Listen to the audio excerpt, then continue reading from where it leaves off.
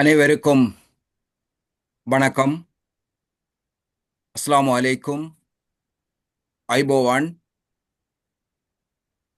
கலந்துரையாடல் ஒழுங்கு பற்றி முதலில் சில வார்த்தைகள். இந்த நிகழ்வு 3 மொழிகளிலும்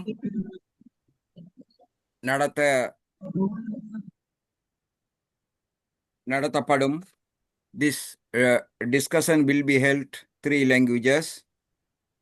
Friends Ragal and Charles Dusan are translate in Sinhala and English. கலந்துரையாடல் நேரத்தில் பங்கு பற்றுனர்களுக்கு 3 நிமிடங்கள் தங்களுடைய கருத்துக்களை சொல்ல வாய்ப்பு வழங்கப்படும். ஆகவே இடையில் பேச்சாளர்கள் பேசுகின்ற போது இடையில் யாரும் குறுக்கறுக்காமல் இருப்பது சுகம். யாராவது கருத்து சொல்ல விரும்பினால் இங்கிருக்கின்ற குறிகாட்டிகளின் ஊடாக தங்களுடைய கைகளை உயர்த்தி காட்ட முடியும். உரையாடல்களுக்கு 10 தொடக்கம் 15 நிமிடங்கள் வாய்ப்புகள் வழங்கப்பட இருக்கின்றது. இங்கு உரையாடல்களாக சேனக பிரேரா, பிரபோத ரட்நாயக்கா, அபுல் கலாம், பே முத்துலிங்கம், பெனிஸ்லஸ் துசான் ஆகியோர் உள்ளனர். இதில் 4 பேர் சட்டத்துறை சார்ந்த சட்ட வளவாளர்கள். இதில் பெரும்பான்மையானோர் நீண்ட காலமாக இந்த பயங்கரவாத தடை சட்டமும் அரசியல் கைதிகள் மனித உரிமை மீறல் போன்ற பல்வேறு விடயங்களில் தொடர்ச்சியாக போராடியும் சட்ட ரீதியாக அனுபவமும் கொண்ட வளவாளர்கள். இங்கிருக்கின்ற ஆய்வாளர் பே முத்துலிங்கம் அவர்கள் இந்த பயங்கரவாத தடை சட்ட வரலாறு தொடர்பாக நீண்ட அனுபவத்தை கொண்டவர் மட்டுமல்ல, இந்த சட்டத்தின் மூலம் அவரை கைது செய்ய எடுக்கப்பட்ட முயற்சியின் காரணமாக அவர் தமிழ்நாட்டிற்கு தப்பி ஓடி கிட்டத்தட்ட 2 தொடக்கம் 3 வருடங்கள் தமிழ்நாட்டில் அஞ்ஞாதவாசம் புரிந்தவர். இன்று நாம் பிரதானமாக பேச எடுத்துக்கொண்டிருக்கின்ற இந்த பிடிஏ பயங்கரவாத தடை சட்டமானது இலங்கையில் 46 வருடங்களாக உள்ள ஜனநாயக மனித உரிமை அடிப்படை உரிமைகளை மீறும் சுதந்திரமான கருத்துகளையும் சுதந்திரமான குரல்களையும் கொடூரமாக நசுக்கும் ஒரு சட்டமூலத்தை பற்றி நாங்கள் இங்கு பேச கூடியிருக்கின்றோம். சிவில் சமூக அமைப்பு என்ற வகையில் இன்று இந்த சட்டமூலத்தை ஒழிப்பதற்கான தேவை குறித்து நாங்கள் அழுத்தங்களை புதிய அரசாங்கத்திற்கு கொடுக்க வேண்டியிருக்கின்றோம். ஏனென்றால் இந்த புதிய அரசாங்கமானது கடந்த கால தங்களுடைய அரசியல் செயற்பாட்டில் மட்டுமல்ல, தேர்தல் விஞ்ஞாபனத்திலும் கூட இந்த பிடிஏ சட்டமூலத்தை ஒழிப்பதாக வாக்குறுதி அளித்து அதிகாரத்துக்கு வந்த ஒரு அரசியல் கட்சி தலைமை ஸ்தாபனமாகும். ஆனால் ஆட்சி அதிகாரத்திற்கு வந்த பின்பு இவர்கள் இந்த சட்டமூலத்தை ஒழிப்பதில் காட்டுகின்ற அசிரத்தை மட்டுமல்ல, யார் இந்த சட்டமூலத்தை ஒழிப்போம் என சொன்னார்களோ அவர்களே இந்த சட்டமூலத்தை பயன்படுத்துகின்ற பிரயோகிக்கின்ற துரஷ்டவசமான நிலையை நாங்கள் காண்கின்றோம். ஆகவே ஆட்சி அதிகாரத்தில் இல்லாத போது இந்த சட்டமூலத்தை ஒழிக்கதாக பேசுவதும், யார் ஆட்சி அதிகாரத்திற்கு வந்தாலும் தங்களுடைய அதிகாரத்தை பாதுகாப்பதற்காக இந்த சட்டமூலம் அவர்களுக்கு தேவைப்படுகின்றது. இங்கு 2 நிலைமைகள் இருக்கின்றது. ஒன்று, தந்திரோபாய ரீதியாக இந்த சட்டமூலத்தை அவர்கள் ஒழித்துவிட்டு மேலும் இதைவிட மோசமான அல்லது இதன் கூறுகளை உள்ளடக்கிய இன்னும் ஒரு சட்டமூலத்தை கொண்டு வர முயலலாம். அல்லது நீண்டகால அடிப்படையில் நாம் ஏற்கனவே சொன்னது போல் இந்த சட்டமூலத்தை அவர்களும் தொடர்ச்சியாக பயன்படுத்தலாம். இது பற்றி நாங்கள் பேச இருக்கின்றோம். இது பற்றி அபிப்பிராயங்களை திரட்டி ஒரு சிவில் சமூகம் என்ற வகையில் உலகளவியலும் நாட்டுக்குள்ளும் இலங்கைக்குள்ளும் நாங்கள் பல்வேறு புத்திஜீவிகள், அரசியல் தலைமைகள், மனித உரிமை அமைப்புகளுடன் இணைந்து இந்த சட்டமூலத்தை ஒடுக்குவதற்காக நாங்கள் போராட இருக்கின்றோம், செயற்பாடுகளை முன்னெடுக்க இருக்கின்றோம். ஆகவே இந்த சட்டமூலம் தொடர்பாக இன்றும் எதிர்வரும் 31ஆம் தேதியும் ஜூன் மாதம் 1ஆம் தேதியும் தொடர்ச்சியாக 3 உரையாடல்களை நடாத்தி ஒரு அறிக்கையை நாங்கள் தயாரித்து உலக அளவிலும் தேசிய அளவிலும் இதனை பரிமாற இருக்கின்றோம். இதனை இப்பொழுது நண்பர் ராகல் அவர்கள் சிங்களத்தில் மொழிபெயர்ப்பார். இதனுடைய முக்கியத்துவம், இந்த நாங்கள் முன்னெடுக்க இருக்கின்ற இந்த உரையாடலின் முக்கிய தன்மை என்ன என்றால், 3 மொழிகளிலும் இலங்கையைச் சேர்ந்த தாயமாக கொண்ட எல்லா இனங்களினதும், எல்லா சமூக பிரிவினர்களினதும், எல்லா பாலினங்களினதும் பிரதிநிதித்துவத்தையும் ஜனநாயக உரிமையையும் நாங்கள் பேணி தொடர்ச்சியாக முன்னெடுக்கின்ற இந்த பணிதான் இது பிடிஐ நாங்கள் இந்த மாதம் எடுத்திருக்கின்றோம். அடுத்த மாதம் இப்பொழுது புதுசாக கதைக்கின்ற அனைவரும் இலங்கையர் என்ற ஒரு விரிவான அரசியல் விடயத்தை நாங்கள் விரிவான ஆய்வாளர்களை கொண்டு இவர்கள் சொல்கின்ற அனைத்து இலங்கையர்கள் என்ற கன்செப்டை பற்றி நாங்கள் பேச இருக்கின்றோம். தொடர்ச்சியாக நீங்களும் இதில் பங்கு பற்றலாம், பார்த்து கொள்ளலாம். இப்பொழுது நண்பர் ராகல் அவர்கள். நன்றி அவர்களுக்கு.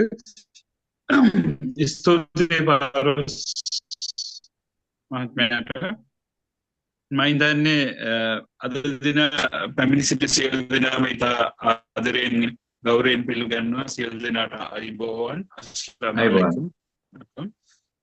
අද දින අපි වැඩසටහන තේමා වෙලා තියෙන්නේ ත්‍රස්තවාදී පනත වැළකීම සම්බන්ධ මතයක් ගොඩනැගීම. අද දින ප්‍රධාන වශයෙන් දේශිකයෝ 5 දෙනෙක් ඉන්නවා. සේනක පෙරේරා, නීතිඥ සේනක පෙරේරා, ඒ වගේම නීතිඥ ප්‍රබෝධ රත්නායක, අබ්දුල් කලාම්, ඒ වගේම මුතුලිංගම්යා, ඒ වගේම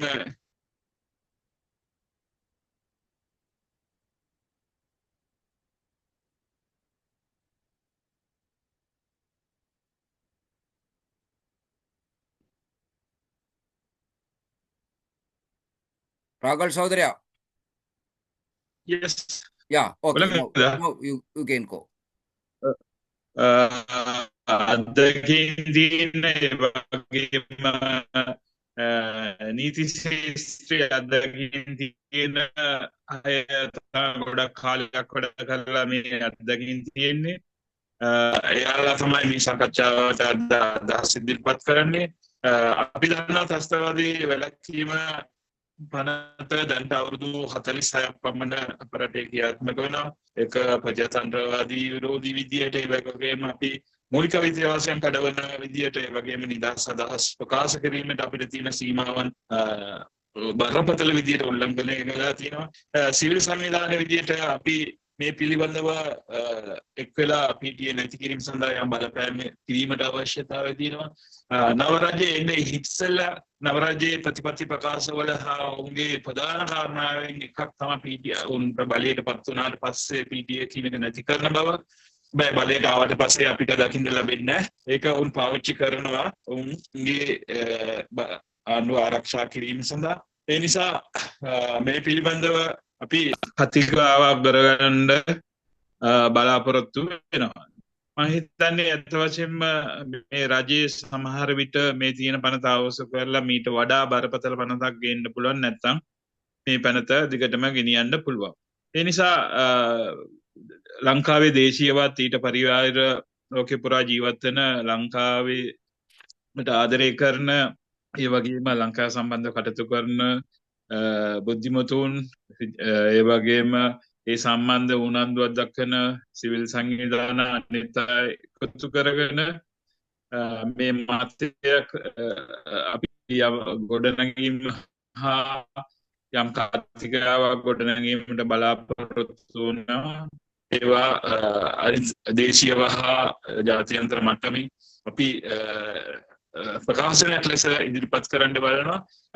අද දවස වගේම 31 වෙනිදා හා ලබන මාස පළවෙනිදා මේ ලෙස සූම් සාකච්ඡා අපි පැවැත්වීමට සැලසුම් කරනවා. ආරම්භක සාකච්ඡාවක් විදිහට තමයි PTA සාකච්ඡාව අපි කරන්නේ. ඊට පස්සේ අපි බලාපොරොත්තු වෙනවා ශ්‍රී ලාංකිකයන් ලෙස අපි එකතු වෙලා ඉස්සරහට කොහොමද යන්නේ පිළිබඳ විවිධ මාතෘකා ඔස්සේ සාකච්ඡා කිරීමට බලාපොරොත්තු වෙනවා. Okay. Thank you. First, I will call the speakers. Okay. Yeah, thank you. First, I will call the speaker, Senaka Pereira. Senaka Perera ஒரு அஹ், நீண்ட கால அடிப்படையில் ஒரு சட்ட வல்லுநராக பணியாற்றுவோர் மட்டுமல்ல, கைது செய்யப்பட்ட கைதுகள், தடுத்து வைக்கப்பட்டிருப்போர், சிறைச்சாலையில் இருப்போர் போன்றவர்களுக்காக நீண்ட காலமாக தனது வாழ்நாளை அர்ப்பணித்து அஹ், பணி செய்து வருபவர். அவர் உண்மையில் இந்த சட்டமூலம் தொடர்பாக ஒரு தொடக்க உரையாளராக தொடக்கி வைத்து பேசுவது மிக்க மகிழ்ச்சி. ராகுல் சௌத்ரியா. පළමුවෙන් ආරාධනය කරනවා නීතිඥ සේනක මෙයාට. ඔව් අපි දන්නවා ගොඩක් කල් මේ ශේෂ්ත්‍රයේ නීති විදියට අත්දැකීම් තියෙන ඒ වගේම විශේෂයෙන් මේ පනත යටතේ ඒ වගේම වෙනස් අවස්ථාවල අත්අඩංගුවට ගත අය සම්බන්ධ අවුරුදු ගණනාවක් තිස්සේ ඔව් වැඩ කළා තියෙනවා, කටයුතු කළා තියෙනවා, අත්දැකීම් තියෙනවා. ඔව්ට අපි ගෞරවයෙන් ආරාධනය කරනවා පළමුවෙන් අදහස් ඉදිරිපත් කරන ලෙස. ස්තුතිවන්ත වෙනවා. ඇත්තටම මම හිතන්නේ මම සිංහලෙන් කතා කරොත් ගැටලුවක් නැහැ නේ ප්‍රාර්ථන No, මේ you can. Yeah. සිංහලෙන්. Yeah. ඇත්තටම මේ සම්බන්ධයෙන් අද දිනේ මේ සංවිධානය කිරීම සම්බන්ධයෙන් මෙවැනි සාකච්ඡාවක් සංවිධානය කිරීම සම්බන්ධයෙන් මම මුලින්ම සංවිධායක කමිටුවට ස්තුතිවන්ත වෙනවා. දැන් ඇත්තටම 1979 ජූලි 19 තමයි දැන් මේ ත්‍රස්තවාදයේ වැළැක්වීමේ පනත తాවකාලික ටෙම්පරරි පනතක් විදිහට ජේ.ආර්. ජයවර්ධන ආණ්ඩුවෙන් පාර්ලිමේන්තුව හරහා නීතිගත කරන්නේ. දැන් ඇත්තටම දැන් අපි මේ ත්‍රස්තවාදයේ වැළැක්වීමේ පනත එහෙම නැත්නම් PTA එක ඇත්තටම දකින්නේ අනිකුත් නීතිත් එක්ක තාමත් අමානුෂික ඒ වගේම ජාත්‍යන්තර පිළිගත් ඒ මූලධර්ම නැතුව හදපු පනතක් විදිහට තමයි අපි මේක දකින්නේ. මොකද මේක ඇත්තටම ත්‍රස්තවාදය වැළැක්වීමේ පනත කියලා නමක් තිබ්බට නැත්නම් legislature enactment එකක් විදිහට තිබ්බට අනිත් පනත් එක්ක මේක සමාන වෙන්නේ නැහැ. දැන් උදාහරණයක් විදිහට ගත්තාම මේ පනත යටතේ පුළුවන් කෙනෙක්ව පැය 72ක් රඳවා තබා ගන්න. ඒ වගේම දැන් සාමාන්‍ය පනත් වල තියෙන්නේ පැය 24ක් රඳවා තබා ගන්න. ඒ හින්දා දැන් මේ මෙතනදී විශාල අභිමතයක් මේ යටතේ කටයුතු කරන පොලිස් නිලධාරීන්ට පැටවෙනවා. ඉතින් ඒ වගේම තමයි දැන් ඇත්තටම දැන් මේ පනත යටතේ මේ පනතේ 9.1 වගන්තිය යටතේ පුළුවන් ආරක්ෂක ඇමතිට නියෝග කියන්නේ රඳවා තබා ගැනීමේ නියෝග නිකුත් කරන්න පුළුවන්. වරකට මාස 3ක් බැගින් අවුරුද්දක් දක්වා එසේ නියෝග රඳවා තබා ගැනීම යම් පුද්ගලයෙක් රඳවා තබා ගැනීමේ නියෝග නිකුත් කිරීමේ හැකියාව තියෙනවා. දැන් එතකොට දැන් මේක ඇවිල්ලා දැන් ඇමති ආරක්ෂක ඇමති කියන්නේ අධිකරණය නෙමෙයි. මේක විධායකයෙක්. මේක එක්සිකියුටිව්. එතකොට එහෙමනම් ඔන්න මේ ත්‍රස්තවාදයේ වැළැක්වීමේ පනත යටතේ විධායකයට එහෙම නැත්නම් ආරක්ෂක ඇමතිට බොහෝ විට ආරක්ෂක ඇමති වෙන්නේ ජනාධිපතිට බලයක් ලැබෙනවා කටයුතු කරන්න. මේකට මැදිහත් වෙන්න. ඒ කියන්නේ අනිත් පැත්තෙන් ජනාධිපති කියන්නේ රටේ දේශපාලන නායකත්වය. දේශපාලන නායකත්වයක් එක්ක එන චරිතය තමයි ජනාධිපති කියන්නේ. එහෙමනම් ඔන්න ඒ Tamanට විරුද්ධ දේශපාලඥයන්ගෙන් පරිගන්න නැත්නම් ඒ අයට හිංසා කරන්න, හැරස් කරන්න අවස්ථාව මේ පනත යටතේ නීතිගත කරලා තියෙනවා. මේක මේ தত্ত্বය ත්‍රස්තවාදයේ වැළැක්වීමේ පනත යටතේ විතරයි අපි දකින්නේ. ඒක නිසා තමයි මේක ඉතාමත් භයානක පනතක් කියලා කියන්නේ. අනිත් අතට සියලුම නීතිවල තියෙනවා සැකකරුවෙක්, විත්තිකාරයෙක්, යුදිතයෙක් විදිහට අත්අඩංගුවට ගන්න අයට අප ප්‍රදානය කිරීමේ බලතල සහ අප ප්‍රදානය කරන්න ඕනේ මොනවද කියලා අප සම්බන්ධයෙන් ප්‍රතිපාදන තියෙනවා. හැබැයි ත්‍රස්තවාදයේ වැළැක්වීමේ පනත යටතේ නඩුව අහලා අවසන් කරන තේ හැප නැහැ. ඉතින් ඒක ඒ ජාත්‍යන්තර තියෙන මානසික නීතිය නැත්නම් ජාත්‍යන්තර නීතිවේදීන් නීති සම්පාදනයේදී ඉදිරිපත් කරන මූලික පදනම් වලට විරුද්ධව යන තත්ත්වයක් තමයි ඒක තියෙන්නේ. ඉතින් අපි දැන් එතනදී ඒ වගේම දැන් දැන් අද මම මේක සම්බන්ධයෙන් හොයා බැලීමේදී මට හම්බුණා. දැන් අදතහම 2019 දී චන්ද්‍රබෝස් සෙල්ව චන්දන් අවුරුදු 15ක් මේ ත්‍රස්තවාදය වැළැක්වීමේ පනත යටතේ අත්අඩංගුවේ සිටලා නිදොස් කොට නිදහස් වෙනවා. acquittal and discharge. එතකොට 2020 දී පුත්තලම මහාධිකරණයෙන් එක්තරා කවියෙක් අෆ්නබ් ජාසිම් කියන කවියා වසර එකහමාරක් ඉඳලා නිදොස් කොට නිදහස් වෙනවා. ඒ වගේම තමයි 2021 වවුනියාව මහාධිකරණයෙන් හලෝ ඇහෙනවද මාව?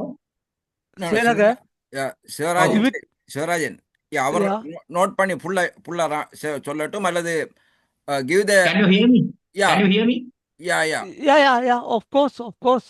Senaka, Okay. give it a chance to translate, yeah. Otherwise, it will conflict, yeah.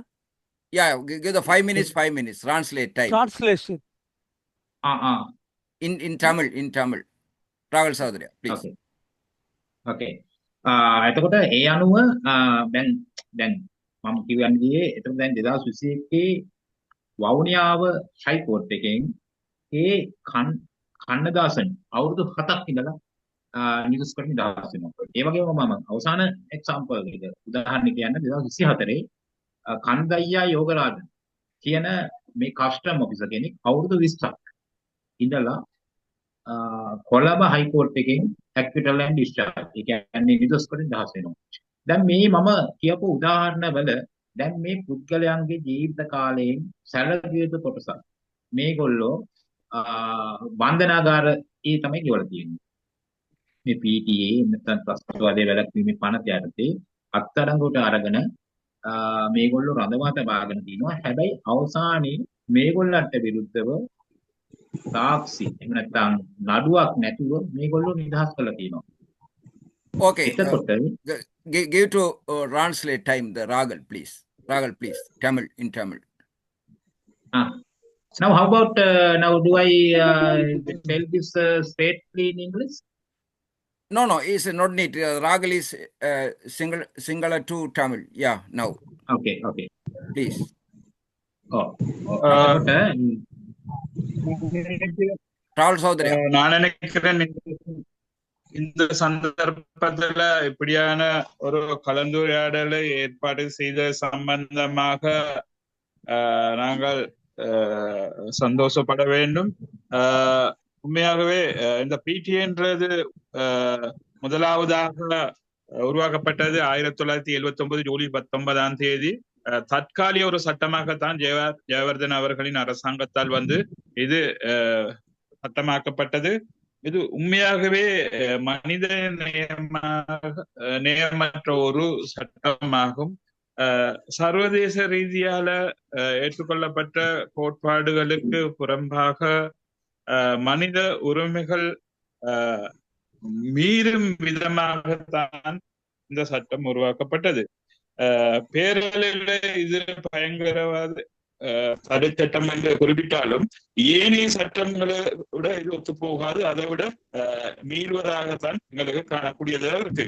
இந்த சட்டத்துக்கு கீழே ஒருத்தரை 72 மணிக்கு என்று விசாரிக்கலாம். ஏனைய சட்டத்தின் கூடாக அது 24 மணி நேரம் கட்டின் தான் தடுத்து வைக்க முடியும். இந்த போலீஸ் உத்தியோகத்தர்களுக்கு 72 மணி நேரம் ஒருத்தரை இந்த சட்டத்துக்கு கீழே கைது செய்து தடுத்து வச்சு விசாரணை செய்ய முடியும்.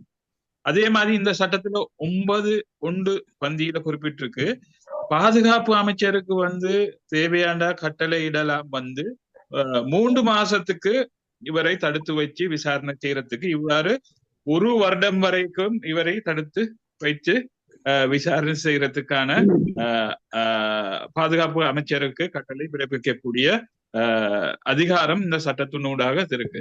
எங்க நாட்டுல எடுத்துக்கொண்டால் இந்த பாதுகாப்பு அமைச்சர் என்றது நிறைவேற்ற அதிகாரம் கொண்ட அது நீதிமன்றத்துறை இல்ல.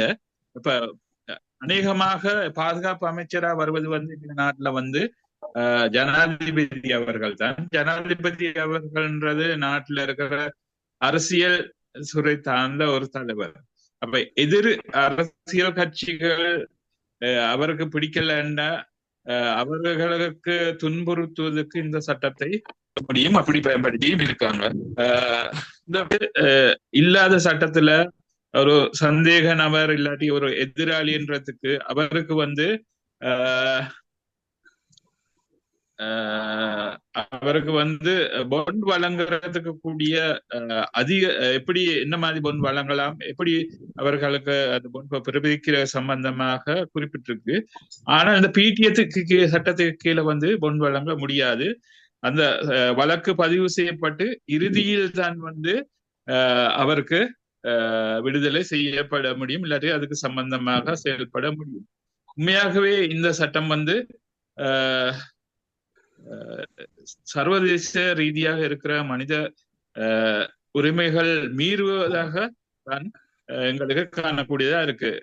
சில உதாரணங்கள் நான் சொல்ல விரும்புகின்றேன். 2019 சந்திரசேகரன் செல்வராஜ் என்பவர் 15 வருடம் வந்து இந்த சட்டத்துக்குள்ள தடுத்து வைக்கப்பட்டு அவர் வந்து விடுவிக்கப்பட்டார்.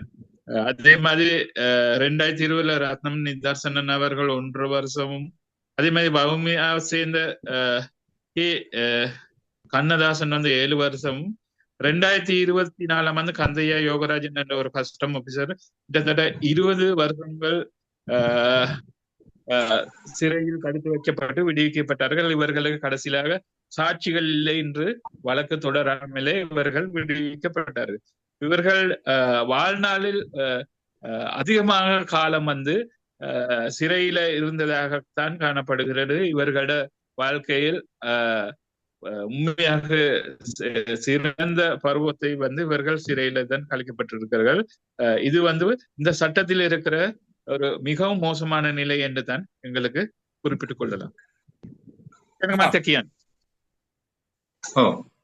දැන් ඇත්තටම දැන් මම උදාහරණ විදිහට පෙන්නුව දේවල් වල විශේෂයෙන්ම දැන් අපි ගත්තොත් එහෙම කෙනෙක් අවුරුදු 20ක් බන්ධනාගාරේ ඉඳලා ජේල් එකේ ඉඳලා මේ PTA යටතේ නිදහස් වෙනකොට එයාගේ ජීවිතෙන් සැලකිලි කාලයක් බන්ධනාගාරය ඇතුලේ නැත්නම් එයා කරදරයටපත් වෙලා ඉවරයි. ඒකට කවුද මේකට වග කියන්නේ? කවුද මේකට කම්පන්සේට් කරන්නේ?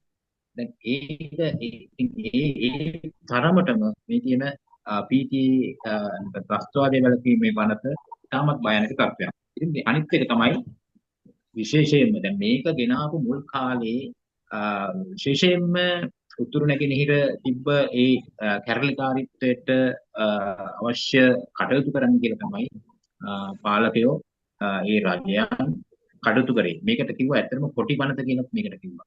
කොටි පනත කියලා මේක හැඳුන්වුවා.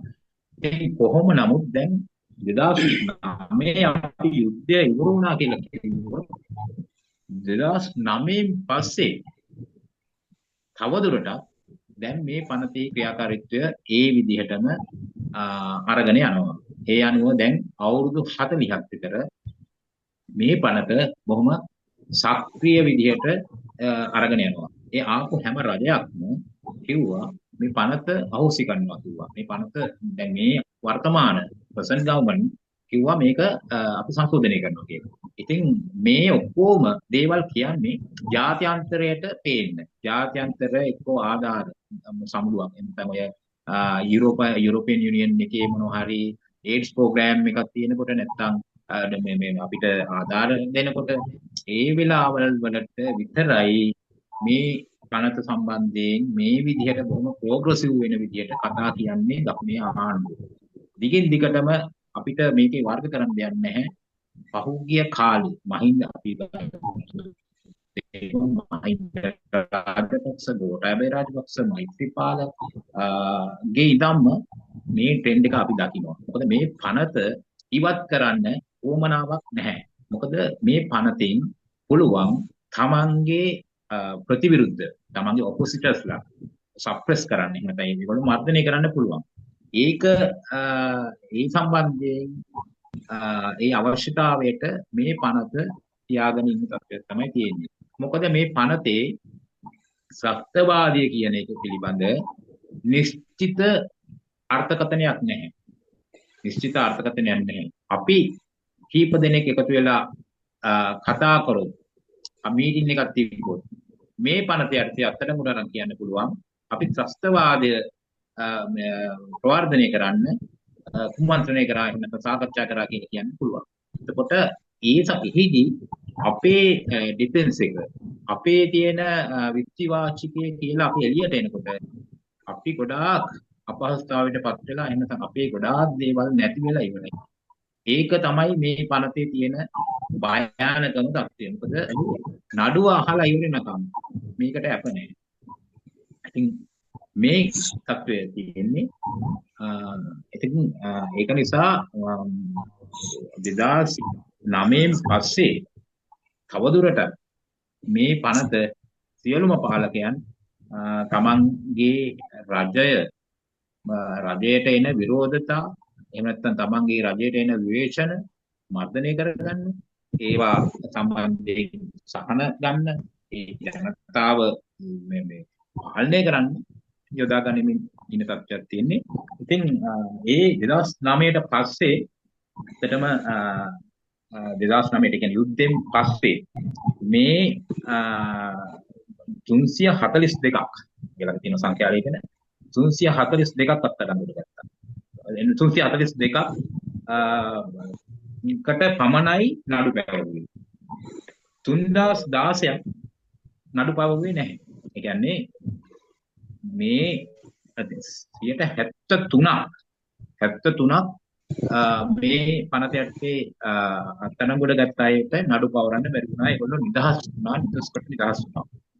8ක් තමයි මේ පනත යටතේ මේ නඩු පවරන්න හැකියාව තිබුණේ. එතකොට දැන් මේ සංඛ්‍යාලයකන බැලුවහම මේ ස්ටැටික්ස් බැලුවහම අපිට පේන්නේ මේ පනත යටතේ නීති අනුව ඒ කියන්නේ දැනට තියෙන නීති ක්‍රියාපටිපාටි අනුව අපරාධයකට කියනවා මේ ක්‍රිමිනල් ප්‍රොසීජර් කෝඩ් එක නැත්නම් අපරාධ නඩු විධාන සංග්‍රහය වගේ ක්‍රියාපටිපාටික නීතිවල තියෙන මේ අවශ්‍යතාවයන් පැත්තකට දාලා උදේ විධායකය ගන්න තීරණ අනුව තමයි මෙහිදී නඩු පැවරෙන්නේ. Yeah, give to time Ragal, please. Translate.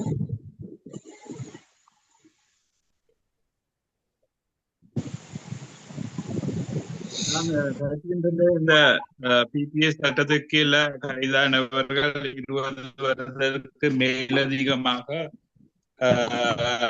சிறை தண்டனை அனுபவித்திருக்கார்கள். இவர்களோட வாழ்நாளில் பாதி காலத்துக்கு மேல உண்மையாகவே சிறையில் இருந்திருக்கார்கள். உண்மையாக பார்க்க போனா இதுக்கு யார் அப்ப பொறுப்பு கூறுறது? இவர்களுக்கு ஏற்பட்ட நஷ்டத்தை யார் ஈடுபட்டது பதிவு இல்லை. அதனால உண்மையாவே இந்த பிடிஏ என்ற இல்லாட்டி பயங்கரவாத தடை சட்டம் பண்றது இது உருவாக்கப்பட்ட நேரம் சொன்னது இதுக்கு வடக்கு கிழக்குல போராளி குழுக்களை கட்டுப்படுத்துவதற்கு தான் கொண்டு வந்தது. விசிடமாக இதுக்கு புலிகளுக்கு எதிரான சட்டம் அந்த காலத்துல குறிப்பிட்டாங்க. ஆனால் 2009 யுத்தத்துக்கு பிறகும் தொடர்ந்தும் இந்த சட்டத்தை இவர்கள் நடைமுறைப்படுத்திக் கொண்டு போறாங்க. கிட்டத்தட்ட தற்போது 40 வருஷத்துக்கு மேலதிகமாக இந்த சட்டம் நடைமுறைப்படுத்தப்படுது. ஆட்சிக்கு வந்த எல்லா அரசாங்கமும் சொன்ன கதை தான் நாங்கள் வந்த பிறகு இந்த சட்டத்தை இல்லாத ஒழிப்பு. ஆனா இதுவரை காட்டி அப்படி யாரும் செய்யல. தற்போதைய அரசாங்கமும் சொன்னாங்க இது வந்தோன்னு நாங்கள் இதை நாங்க மாற்றி சீர்திருத்தம் செய்வாங்க. அப்படி ஒன்று காணக்கூடியதாக இல்லை. எல்லாரும் சர்வதேசத்தை சந்தோஷப்படுத்துவதற்கு இல்லாட்டி அவர் பெற்றுக் கொள்றதுக்கு ஐரோப்பிய போன்றவர்கள்ட்ட நிதியை பெற்றுக் கொள்றதுக்கு அந்த சந்தர்ப்பத்தை இப்படி செய்தது கூட உண்மையாகவே இந்த சட்டத்தை இல்லாத ஒழிக்கிறதுக்கு காண முடியாத இருக்கு. இவர்கள் ஆட்சியர்கள் பயங்கரவாத தடை சட்டத்தை நடைமுறைப்படுத்திக் கொண்டுதான் இருக்காங்க. விசேடமாக மஹிந்த, கோட்டாபய, மைத்ரிபால அவர்கள்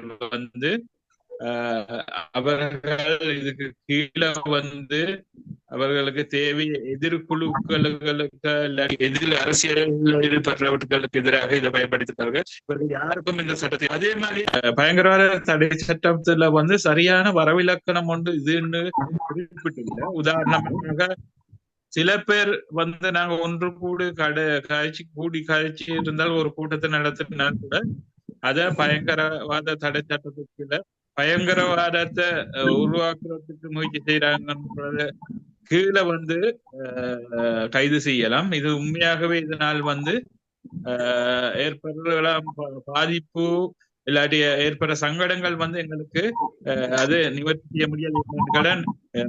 இந்த சட்டத்துல வழக்கு விசாரணை செய்த பிறகுதான் வந்து பாதிக்கப்பட்டவர்களுக்கு அந்த கருத்தை தெரிவிக்கலாம். அதே மாதிரி இந்த வழக்கு விசாரணை முடியும் வர காட்டியும் இதுல பிணை வழங்க முடியாது. 2009 வருஷத்துக்கு பிறகு வந்து அஜீவன் அனைவரும் அவர்களுக்கு ஏற்படுற விமர்சனங்கள் இல்லாட்டி அரசாங்கத்துக்கு எதிராக ஏற்படுற போராட்டங்களுக்கு எதிராக இதை பயன்படுத்தியிருக்காங்க. யுத்தத்துக்கு பிறகு வந்து உண்மையாகவே காணக்கூடியதுக்கு இந்த சட்டத்திற்கு வந்து 3016 பேர் கைது செஞ்சு இருக்காங்க. ஆனா அதுல 342 பேர் மட்டும்தான் வந்து வழக்கு தொடரப்பட்டிருக்கு. அதாவது 175% வந்து வழக்கு விசாரணை இல்லாமே அவர்களை விடுதலை செஞ்சிருக்காங்க. 8% தான் வந்து வழக்குகள் பயிரப்பட்டிருக்கு. உண்மையாகவே இது பார்க்க போனால் இந்த புள்ளி விவரங்களுக்கு பார்க்க போனால் விளங்குது இது இந்த அளவு தூரம் கைது செய்யப்பட்டாலும் கடைசியில் அவர்கள் வழக்கு தொடரப்படாமல் விடுபட்டிருக்காங்க. ஏனைய சட்டங்கள் குற்றவியல் சட்டம் இதுகளை பார்க்க போனால் அதை விட மீறி இதுல ஏற்படுற பாதிப்புகள் அதிகமாகத்தான் எங்களுக்கு காணக்கூடியதாக. ඇත්තටම දැන් මම කිව්වේ දැන් මේ මොකද මේ PTA hello Yeah, you can speak. Yeah, you continue. yes okay දැන් මම කිව්වේ දැන් PTA කියන්නේ තාමත් භයානක නීතියක්. ඒකේ 10 වෙනිම ගන්තියම තියෙනවා මේ PTA යටතේ ඒ දෙන අවසන් මේ තීරණ අවසානාත්මකයි final conclusive. එතකොට ඒ වගේම අධිකරණ සමාලෝචනය කරන්නත් බෑ. මොකද ජුඩිෂල් රිවිව් දැන් ඕන එක ඇපිල් එකක් තියෙනවා අභියාචනාවක්. දැන් මේකේ එහෙමත් නැහැ. මේ තරම් භයානක පනතක්. ඉතින් මේ සම්බන්ධයෙන් අපි ඇත්තටම මම හිතන්නේ අපි සියලු දෙනාම ගන්නවා මේ පනත කොච්චර පීඩාකාරීද කියලා. ඒක නිසාම තමයි අද මේ සාකච්ඡාවක් මම හිතන්නේ මේ අපේ සංවිධායක කරන අය දාගෙන තියෙන්නේ. ඉතින් ඒ වගේම මම අවසාන වශයෙන් මම කියනවා මේ PTA අපි PTA කියන මේ නීතිය අපි වර්තනකාරී නීති අපි ඉවත් කරනවා රිපීල් කරනවා අපිට කාරණා කිහිපයක් ගැන බලන්න වෙනවා. එකක් තමයි ජාත්‍යන්තර තත්ත්වය. මොකද සැප්තැම්බර් 11 ඇමරිකාවේ ඇතිවෙච්ච ප්‍රහාරයෙන් පස්සේ ලෝකය මේ ත්‍රස්තවාදය වැළැක්වන්න ඕනේ කියලා ඒ සමග සමාජික රටවල් මම දැන් 140ක් වගේ රටවල් වලට අවශ්‍ය නීති සම්පාදනය කරන්න ඕනේ කියන එහෙම නැත්නම් නීති තියෙන්න ඕන කියන තැන ඉන්නවා මුළු ලෝක මට්ටමින් ගත්තාම. ඊළඟට අපි ගත්තාම අපේ ලංකාවේ විධායක ජනාධිපති ධූරය. දැන් මේ විධායක ජනාධිපති ධූරයේ පැවැත්මට මේකේ පර්සනලිටියට මේකේ පෞරුෂයට මේ PTA එකෙන් ලොකු සහයෝගයක් ලැබෙනවා. මොකද මේ රැඳවුම් නියෝග ලබා දීමේදී සහ අනිකුත් මේ විධායකයේ විදිහට මේ PTA ත්‍රස්තවාදී වැළැක්වීමේ පනතේ කටයුතුවට සම්බන්ධ වීමේදී මේ ජනාධිපති ධූරය බොහොම මේ ස්ටැබ්ලිෂ් කරගන්න පුළුවන් කියන අදහසක් තියෙනවා. ඉතින් ඒක ඊළඟට ආරක්ෂක අංශවල විශේෂයෙන්ම සිකියුරිටි ෆෝසස් වල පොලිසිය සහ හමුදාව වගේ මේ සම්බන්ධයෙන් කටයුතු කරන ආයතනවල තියෙන ඇටිටියුඩ්ස් ආකල්ප. මොකද දැන් පොලිසිය හිතනවා සාමාන්‍ය නීතියේ පැය 24යි තියෙන්නේ. ඉතින් පැය 24ක් ඇතුළත කොහොමද ත්‍රස්තවාදී ප්‍රශ්න කරන්නේ. ඉතින් පැය 72ක් දෙන එක සාධාරණයි. ඉතින් මේ වගේ ආකල්ප තියෙනවා. මේක හොඳයි කියන වගේ ආකල්ප. ඊළඟ එක තමයි දේශපාලන උමනාවන්. පවතින රජයන් වල තියෙන දේශපාලන උමනාවන්. ඒකට රජය විවේචනය කරන්න යෑම, රජයට විරෝධය දැක්වීම, තමන්ගේ වැඩපිළිවෙල සම්බන්ධයෙන් යම් යම් ප්‍රශ්න කිරීම, ඒ වගේ කාරණාවලදී රජය කැමති නැහැ මේ දේවල් මේ විවේචන. මේකට ඇත්තටම කියනවා වෙන විදිහට විසම්මුතිය කියලා කියනවා. විසම්මුතියට ඉඩ නොදෙන්න මේ PTA එක හොඳටම යූස් කරන්න පුළුවන්. හොඳටම පාවිච්චි කරන්න පුළුවන්. ඉතින් දැන් අපි ගත්තා ඔය දැන් ඇත්තටම දැන් පෞද්ගල කාලේ දැන් වසන්ත මුදලිගේ කියලා හිටියා අන්තරේ ශිෂ්‍ය නායකයෙක්. දැන් මේ ශිෂ්‍ය නායකයාගේ උදාහරණය අපිට ගන්න පුළුවන්. මේ තැනත්තා PTA යට තමයි අත්අඩංගුවට අරගෙන හිටියේ. මොකද රජයේ විවේචනය කිරීම සහ රජයට විරුද්ධව මතන් ප්‍රජාතන්ත්‍රවාදීව කටයුතු කිරීම නිසා තමයි ඔහුව PTA යටතේ අත්අඩංගුවට ගත්තේ. එතකොට අනිත් පැත්තට දැන් මේ වෙලාවේ මේ රජයේ පවා ඇත්තටම පිල්ලයන්ව හරි එහෙම නැත්නම් තවත් කෙනෙක් හරි PTA යටතේ අත්අඩංගුවට ගැනීම සම්බන්ධයෙන් අපි සතුටටපත් වෙන්නේ නැහැ. මොකද පවතින නීති හොඳාකාර තියෙද්දි මේ PTA භාවිතා කිරීම කියන්නේ ඒක ඉතාමත් බරපතල තත්ත්වයක්. මොකද වර්තමාන රජය මැන්ඩේට් එකක් දුන්නා. වර්තමාන රජයට දුන්න මැන්ඩේට් එක ජනතාව PTA ඉවත් කිරීමේ කටයුත්තත් එක්ක තමයි දුන්නේ. හැබැයි දැන් ඒක සම්බන්ධයෙන් කතා කරන්නේ නැහැ. ඒක තමන් භාවිතා කරමින් ඉන්න තත්ත්වයක් තමයි තියෙන්නේ. අර මං කිව්වා වගේ ජාත්‍යන්තර සමුළු වලදී යුරෝපා කමිෂන් එකේ යුනයිටඩ් නේෂන් එකේ එවැනි අවස්ථාවල මේක නිකන් බොහොම ප්‍රදර්ශන භාණ්ඩයක් විදිහට තමන් මේ විදිහට නිකන් මේ නීතිය අයින් කරනවා කියලා කියන්නේ විතරක් නිකන් අර ඇත්තටම කියනවනේ චිත්‍රපටයක් වුත් හරි එවැනි තත්ත්වයක් තමයි දිගින් දිගටම රජය කටයුතු කරේ. ඉතින් මම හිතන්නේ මේ PTA ඊට පස්සේ සංශෝධනයේ ප්‍රතිශස්ත පනත කියලා එකක් ඇවිල්ලා දැන් ඒක පවා දැන් මේ වෙනකොට තියෙන්නේ ඒක ශේෂ්ඨාධිකරණයෙන් කියලා තියෙනවා. ඒක මනුස්සයාට පටහැනි කියලා. ඒක නැවත සංශෝධනය කරලා ඉදිරිපත් කිරීමේ වගකීම තමයි ආණ්ඩුවට තියෙන්නේ. ඉතින් ඒ කොහොම ආවත් අපිට ඇත්තටම බලපු විදිහට මේ හා සමාන එකක් තමයි ඒක. ඉතින් වෙනත් නමකින් ආවත් PTA එක අපි PTA නැතුව වෙන විදිහකට ආවත් PTA එකේ තියෙන ඒ මූලික නීතිමය පදනම ඒ කියන්නේ ජාත්‍යන්තර මානුෂීය නීතියට විරුද්ධව යන පදනම තුලත් කුමන නීතියක් කුමන නමකින් හැඳින්වුවත් ඒකට අපි විරුද්ධ වෙන්න ඕනේ කියන එකයි තියෙන්නේ. ඉතින් අර මම කිව්ව මූලික කාරණා සම්බන්ධයෙන් අවධානයක් යොමු කරන්න ඕනේ.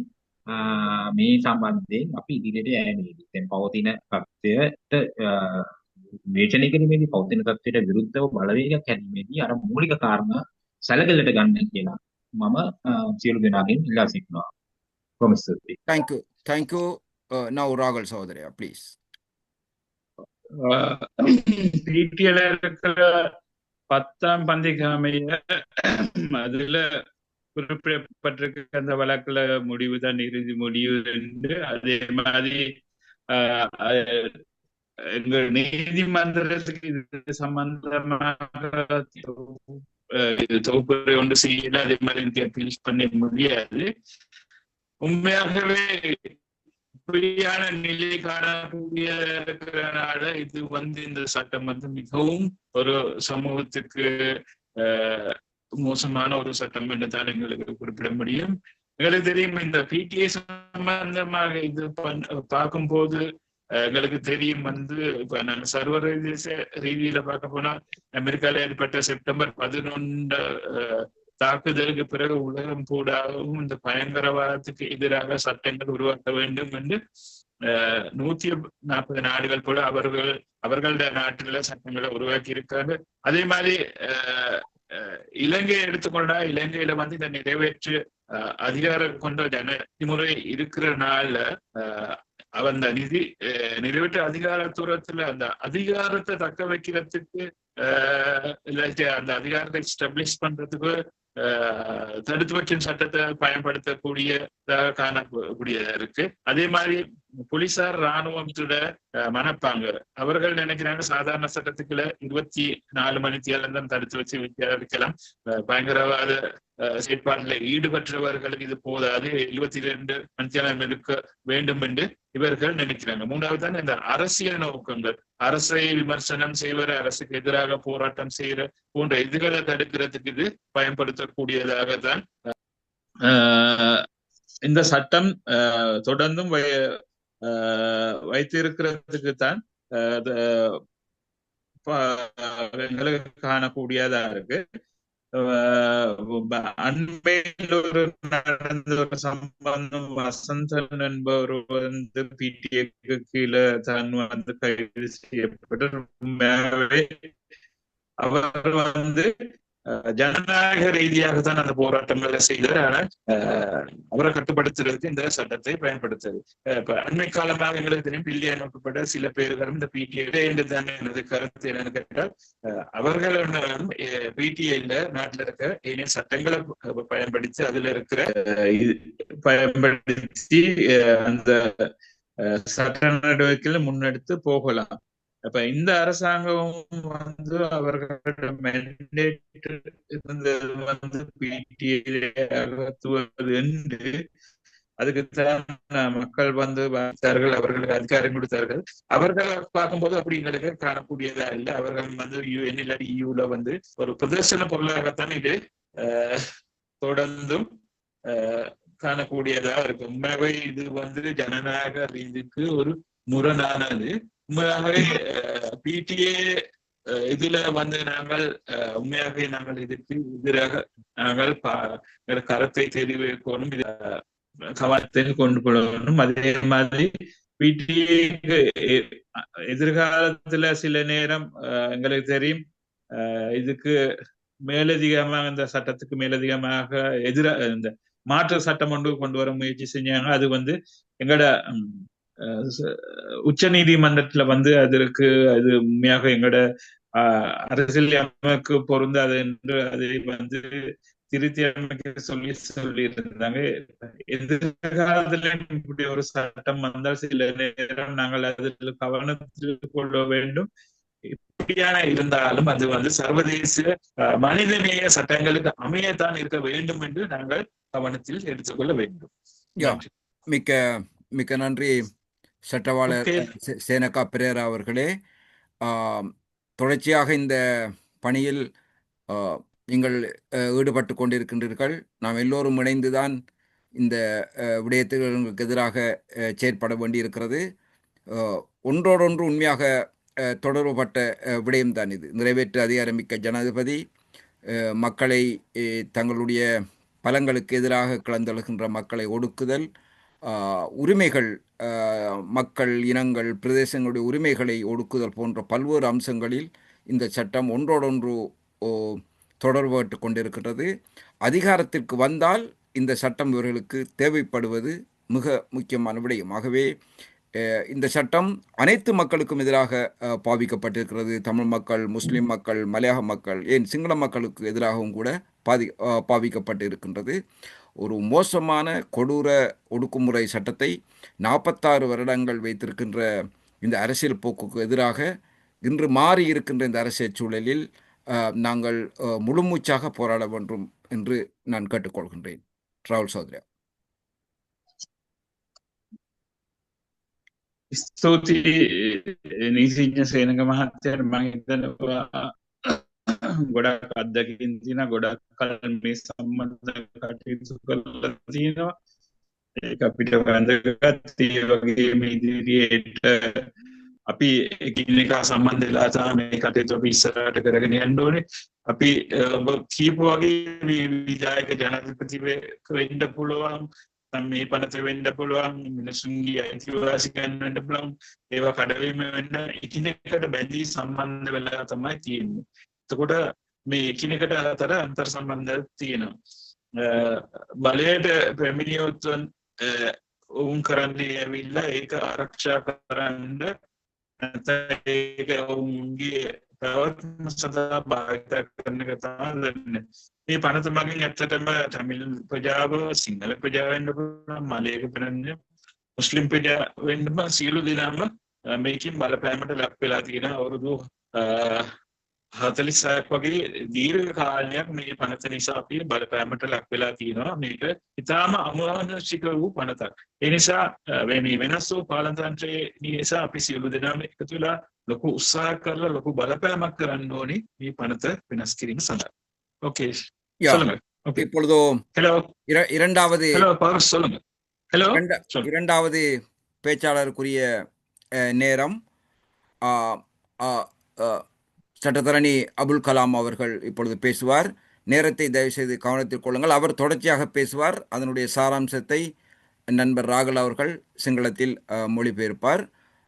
ஒரு உரையாடலுக்கான நேரம் 10 தொடக்கம் 15 நிமிடங்கள். இப்பொழுது நான் அழைப்பது சட்டத்தரணி நீண்ட அரசியல் செயற்பாட்டாளர் சகோதரர் அபுல் கலாம் அவர்கள். ப்ளீஸ். ඊළඟට දෙවන කථකයාට ආරාධනා කරනවා නීතිඥ අබ්දුල් කලාම් මහත්මයාට. ඔහු දීර්ඝ කාලයක් මෙම ශාස්ත්‍රයේ ඉන්නවා. ඒ වගේම නීතිඥ කෙනෙක් ලෙසත් ඒ වගේම සමාජික ආකාරික ලෙසත් ඔහුට ආරාධනය කරනවා. ඔහුට විනාඩි 10ක් 15ක් අතර කාලයක් තියෙනවා තමන්ගේ අදහස් ඉදිරිපත් කරන්න. Hello hello. நன்றி சகோதரர் மௌரூப் ஃபௌசர் அவர்களே. இந்த காலத்திலே மிக முக்கியமான ஒரு தலைப்பிலே இந்த விடயங்களை ஆராய்வதற்காக இந்த அமைப்பை ஏற்பாடு செய்தமைக்காக நாங்கள் உங்களுக்கும் உங்களுடைய ஏனைய உறுப்பினர்களுக்கும் நன்றி சொல்ல வேண்டும். உண்மையில் இது மிகவும் முக்கியமான இந்த காலகட்டத்தில் ஒரு முக்கியமான தலைப்பு. ஏற்கனவே சகோதரர் எனக்கு பிறர் அவர்கள் கூறியது போல, நீங்களும் கூறியது போல, கிட்டத்தட்ட 46-47 வருடங்களாக இந்த சட்டம் அமலில் இருக்கிறது. அதாவது நீங்கள் எல்லாம் பாடசாலைக்கு போன காலத்தில் ஆரம்பித்த பகுதிகள். அப்போது எங்களுக்கு பிடிஏ என்றால் நாங்கள் அறிந்து கொண்டது பேரண்ட் டீச்சர்ஸ் அசோசியேஷன் தான். அதன் பிறகு PTA prevention of terrorism action என்று மாறிவிட்டது. ஆக்ட் என்று நம்முடைய காலப்பகுதியிலே மாறிவிட்டது. அந்த அளவுக்கு பேரண்ட் டீச்சர்ஸ் அசோசியேஷனை மிகவும் ரீப்ளேஸ் பண்ணிவிட்டது இந்த பிடிஏ. இந்த பிடிஏ உண்மையில் இந்த கடந்த காலங்களை விடவும் இந்த காலத்திலே முக்கியமான ஒரு இதில் அபலிஷ், அதாவது இதை நீக்க வேண்டும் என்ற முனைப்பு இப்பொழுது கூடியிருப்பதற்கு காரணம் இந்த ஆட்சிக்கு வந்த அரசாங்கம் இந்த பிடிஏயை நாங்கள் நீக்கப் போகிறோம் என்ற அடிப்படையில் அவர்கள் ஆட்சிக்கு வந்ததுதான் காரணம். 3 விடயங்களை நான் நினைக்கிறேன் அவர்கள் நாங்கள் நீக்க வேண்டும் என்ற ஆணையோடு ஆட்சிக்கு வந்தார்கள். அதாவது பிடிஏயை நாங்கள் நீக்குவோம், எக்ஸிகியூட்டிவ் பிரசிடென்சியை நாங்கள் நீக்குவோம், கரப்ஷனை ஒழிப்போம். நான் நினைக்கிறேன் இந்த 3ம் தான் இந்த அரசாங்கத்துடைய முக்கியமான கோஷங்களாக இருந்தது. இதற்குரிய மேண்டேட்டை தான் அவர்கள் பெற்று வந்திருக்கிறார்கள். அந்த அடிப்படையில் இவற்றை செயல்படுத்த வேண்டியது அவர்களுடைய கடமை. ஆனால் இந்த 43 வருட சரித்திரத்திலே பிடிஏ எவ்வளவுக்கு அதனை ஒழிப்பை, அதை நீக்க வேண்டியது நியாயத்தை சரித்திர வாயிலாக சேனக பிறர் அவர்கள் சொன்னார். உண்மையில் நம் அனைவருக்கும் என்னுடைய நியாயம் தெரியும். ஏன் இதை நீக்க வேண்டும் என்பதில் நாம் எல்லோரும் உடன்படுகிறோம். ஆகவே நாங்கள் இன்னும் ஒரு பேச்சாளர் வந்து இதனுடைய சரித்திரத்தை நீக்க வேண்டிய காரணங்களை அடுக்கிக் கொண்டு போக வேண்டிய அவசியம் இல்லை. நண்பர் சேனக பிறர் அவர்கள் சொல்லிவிட்டார். ஆகவே நானும் அதை பற்றி சொல்ல வேண்டிய ஒரு தேவை இல்லை என்று நினைக்கிறேன். இது ஏன் நீக்கப்பட வேண்டும் என்பதிலே எங்களுக்குள் மாற்று கருத்தில்லை. ஏனென்றால் அத்தகைய ஒரு கொடூரமான ஒரு சட்டம். ஆகவே நீக்கப்பட வேண்டும் என்பதில் மாற்று கருத்தில்லை. இதை எவ்வளவு துரிதமாக நீக்க வேண்டும் என்பதை நாங்கள் இப்பொழுது ஒரு கோரிக்கையாக வைக்க வேண்டும். ஏனென்றால் இந்த அரசாங்கம் ஆட்சிக்கு வந்து, நான் இந்த அரசாங்கத்துக்கு வக்காலத்துக்கு பேசுவதற்காக நான் வரவில்லை இங்கு. கடந்த 46 அல்லது 45 வருடங்களாக இந்த சட்டத்தை பாவித்து ஆட்சி செய்தவர்கள் தான் இந்த சட்டத்தை துஷ்பிரயோகம் செய்திருக்கிறார்கள். இந்த அரசாங்கம் ஆட்சிக்கு வந்த கடந்த 6-7 காலங்களுக்குள் அந்த அளவுக்கு இது துஷ்பிரயோகம் செய்யப்பட்டதா என்றால் அதற்கு துஷ்பிரயோகம் செய்வதற்குரிய காலம் இன்னும் அவர்களுக்கு கிடைக்கவில்லை என்று பதில் வரும். ஏற்கனவே அவர்கள் துஷ்பிரயோகத்தை ஆரம்பித்து விட்டார்கள். ஒரு ஒரு கருத்து சுதந்திரத்தை பறிப்பதற்காக ஒரு முஸ்லிம் இளைஞருடைய கருத்து சுதந்திரம் பறிக்கப்பட்டு இந்த பிடிஐக்கிடையிலே அவர் கைது செய்யப்பட்டு அதனால் அரசாங்கம் மூக்குடைப்பட்டு அவரை விடுதலை செய்ய வேண்டிய ஒரு சூழ்நிலை கூட ஏற்பட்டது. அவ்வாறு ஆகவே இவர்கள் மிகவும் கவனமாக இருக்க வேண்டும். மக்களும் விழிப்பாக இருக்கிறார்கள் என்பதை அரசாங்கம் அறிந்து கொண்டிருக்கிறது. எனவேதான் அவர்கள் இதில் மிகவும் முனைப்பாக இருக்க வேண்டியது அவசியம் இருக்கிறது. ஆனால் அந்த 3 விடயங்கள், அதாவது எக்ஸிகியூட்டிவ் பிரசிடென்ட், அதாவது நிறைவேற்று அதிகாரம் கொண்ட ஜனாதிபதி முறை ஒழிப்பது, பயங்கரவாத சட்டத்தை ஒழிப்பது, ஊழலை ஒழிப்பது, நான் நினைக்கிறேன் இந்த 3 தான் அவர்களுடைய முக்கிய கோஷமாக இருந்தது. அந்த 3 கோஷங்களையும் வைத்துத்தான் ஆட்சிக்கு வந்திருக்கிறார்கள். இந்த நிறைவேற்று அதிகாரம் கொண்ட ஜனாதிபதி முறை ஒழிப்பதை பற்றி இன்னும் இந்த அளவுக்கு அந்த பிரச்சனை மக்கள் மத்தியிலே இன்னும் எடுபடவில்லை. ஆனால் பயங்கரவாத சட்டத்தை ஒழிக்க வேண்டும் என்ற விடயம்தான் இப்பொழுது மிகவும் முக்கியமாக பேசுபொருளாக மாறியிருக்கிறது. அதற்கு காரணம் அண்மையிலே இந்த பயங்கரவாத சட்டம் இந்த அரசாங்கத்தால், அதாவது நாங்கள் இதை துஷ்பிரயோகம் செய்ய மாட்டோம் என்று ஆட்சிக்கு வந்த அரசாங்கத்தால் இந்த சட்ட விதிகள் துஷ்பிரயோகம் செய்யப்பட்டதால் தான் இந்த விடயம் இப்பொழுது மிகவும் சக்தி வாய்ந்த ஒரு பேசுபொருளாக மாறியிருக்கிறது. எனவே நாங்கள் இந்த ஒழிப்பதற்கான அபிப்பிராயத்தை திரட்டும் பொழுது அந்த அபிப்பிராயம் ஒழிக்க வேண்டும் என்ற அபிப்பிராயம் ஏற்கனவே மக்கள் மத்தியில் திரட்டப்பட்டு விட்டது என்பதுதான் என்னுடைய கருத்தாகும். முழு சமூகமும், முஸ்லிம்களோ சிங்களவர்களோ தமிழர்களோ யார் எல்லோருமே இந்த சட்டம் ஒழிக்கப்பட வேண்டும் என்பதில் அவர்களுக்கு இடையில மாற்று கருத்தில்லை. நாங்கள் இந்த 40 வருட துஷ்பிரயோகத்தை அடுக்கிக் கொண்டே போகலாம். ஆனால் அதில் எங்களுக்கு மாற்று கருத்தில்லை. எல்லோரும் அந்த கருத்திலே உடன்படுகிறோம். எவ்வாறு இதுக்கான முனைப்பை நாங்கள் எவ்வாறு கொடுப்பது என்பதுதான் இங்குள்ள பிரச்சனை. இதிலே நான் ஒன்றை கவனிக்க வேண்டும். அண்மையில் ஜனாதிபதி பேசும்போது சொல்லியிருக்கிறார், இதற்கு மாற்றான ஒரு சட்டத்தை நாங்கள் உருவாக்க வேண்டும் என்பதை பற்றி அவர் புதிதாக ஒரு கதை விட்டிருக்கிறார். இந்த விடயத்தை நாங்கள் ஏற்றுக்கொள்ள பரிசீலிக்க வேண்டும். இந்த தேர்தலுக்கான பரப்புரைகளின் பொழுது இந்த மாற்று சட்டத்தை பற்றி அவர்கள் பேசவில்லை. இப்போது ஒரு மாற்று சட்டத்தை, பிடிஐக்கு எதிரான ஒரு மாற்று சட்டத்தை கொண்டு வருவதை பற்றி பேசுகிறார்கள். எனவே இதிலிருந்து விளங்குகிறது என்னவென்றால், இதற்கான ஒரு மாற்று சட்டத்தை தயாரித்த பிறகுதான் இதை நீக்க வேண்டும் என்ற ஒரு அடிப்படையில் அரசாங்கம் செயல்படுவதாக தெரிகிறது. எனவே இதற்குரிய ஒரு அபிப்பிராயத்தினை திரட்ட வேண்டும். ஏனென்றால் பிடிஐயை ஒழிப்பதிலே எந்த மாற்று கருத்தும் இல்லை. அவர்களும் ஒழிக்க வேண்டும் என்கிறார்கள். முழு சமூகமும், இலங்கை வாழ் சமூகமும், இலங்கைக்கு வெளியே வாழ்கின்ற இலங்கை சமூகம் எல்லோரும் ஒழிக்க வேண்டும் என்பதில் மாற்று கருத்தில்லை. எல்லோரும் அதில் உடன்படுகிறார்கள்.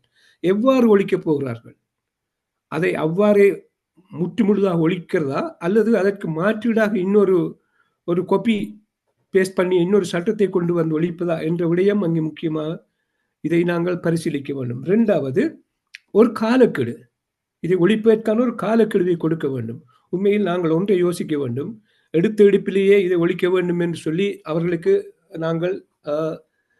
நாங்கள் வற்புறுத்தல் கொடுத்தாலும் சர்வதேசம், நாங்கள் காலக்கெடுத்தாலும் சர்வதேசம் காலக்கெடு கொடுக்காது. எனவே அவர்கள் உடனடியாக இதற்குரிய தீர்வை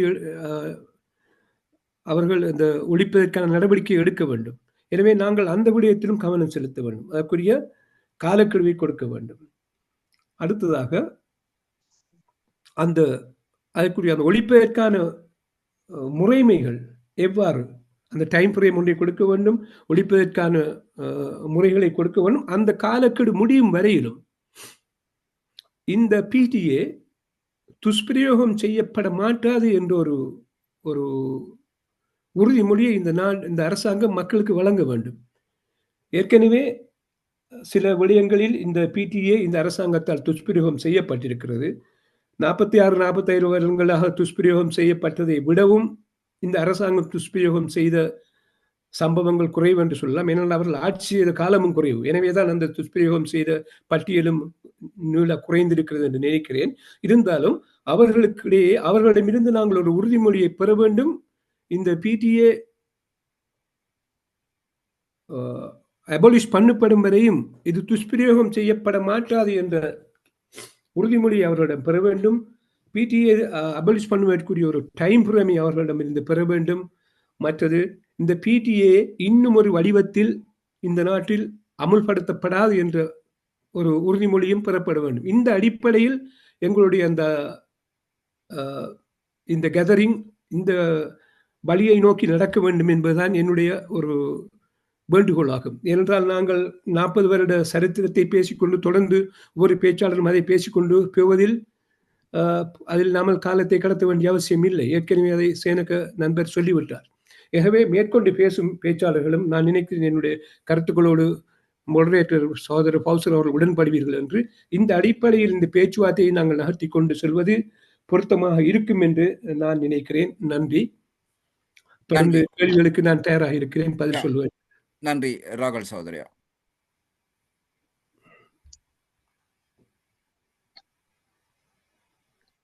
මම හිතන්නේ කාලයේ ඉතාමත් වැදගත් සාකච්ඡාවක් අපි මේ යොමුලා ඉන්නේ. මේක සංවිධානය කරපු එක ගැන මම ඇත්තටම හිතන්න වැදගත් මාතෘකාවක් අපි මේ සාකච්ඡා කරමින් ඉන්නේ.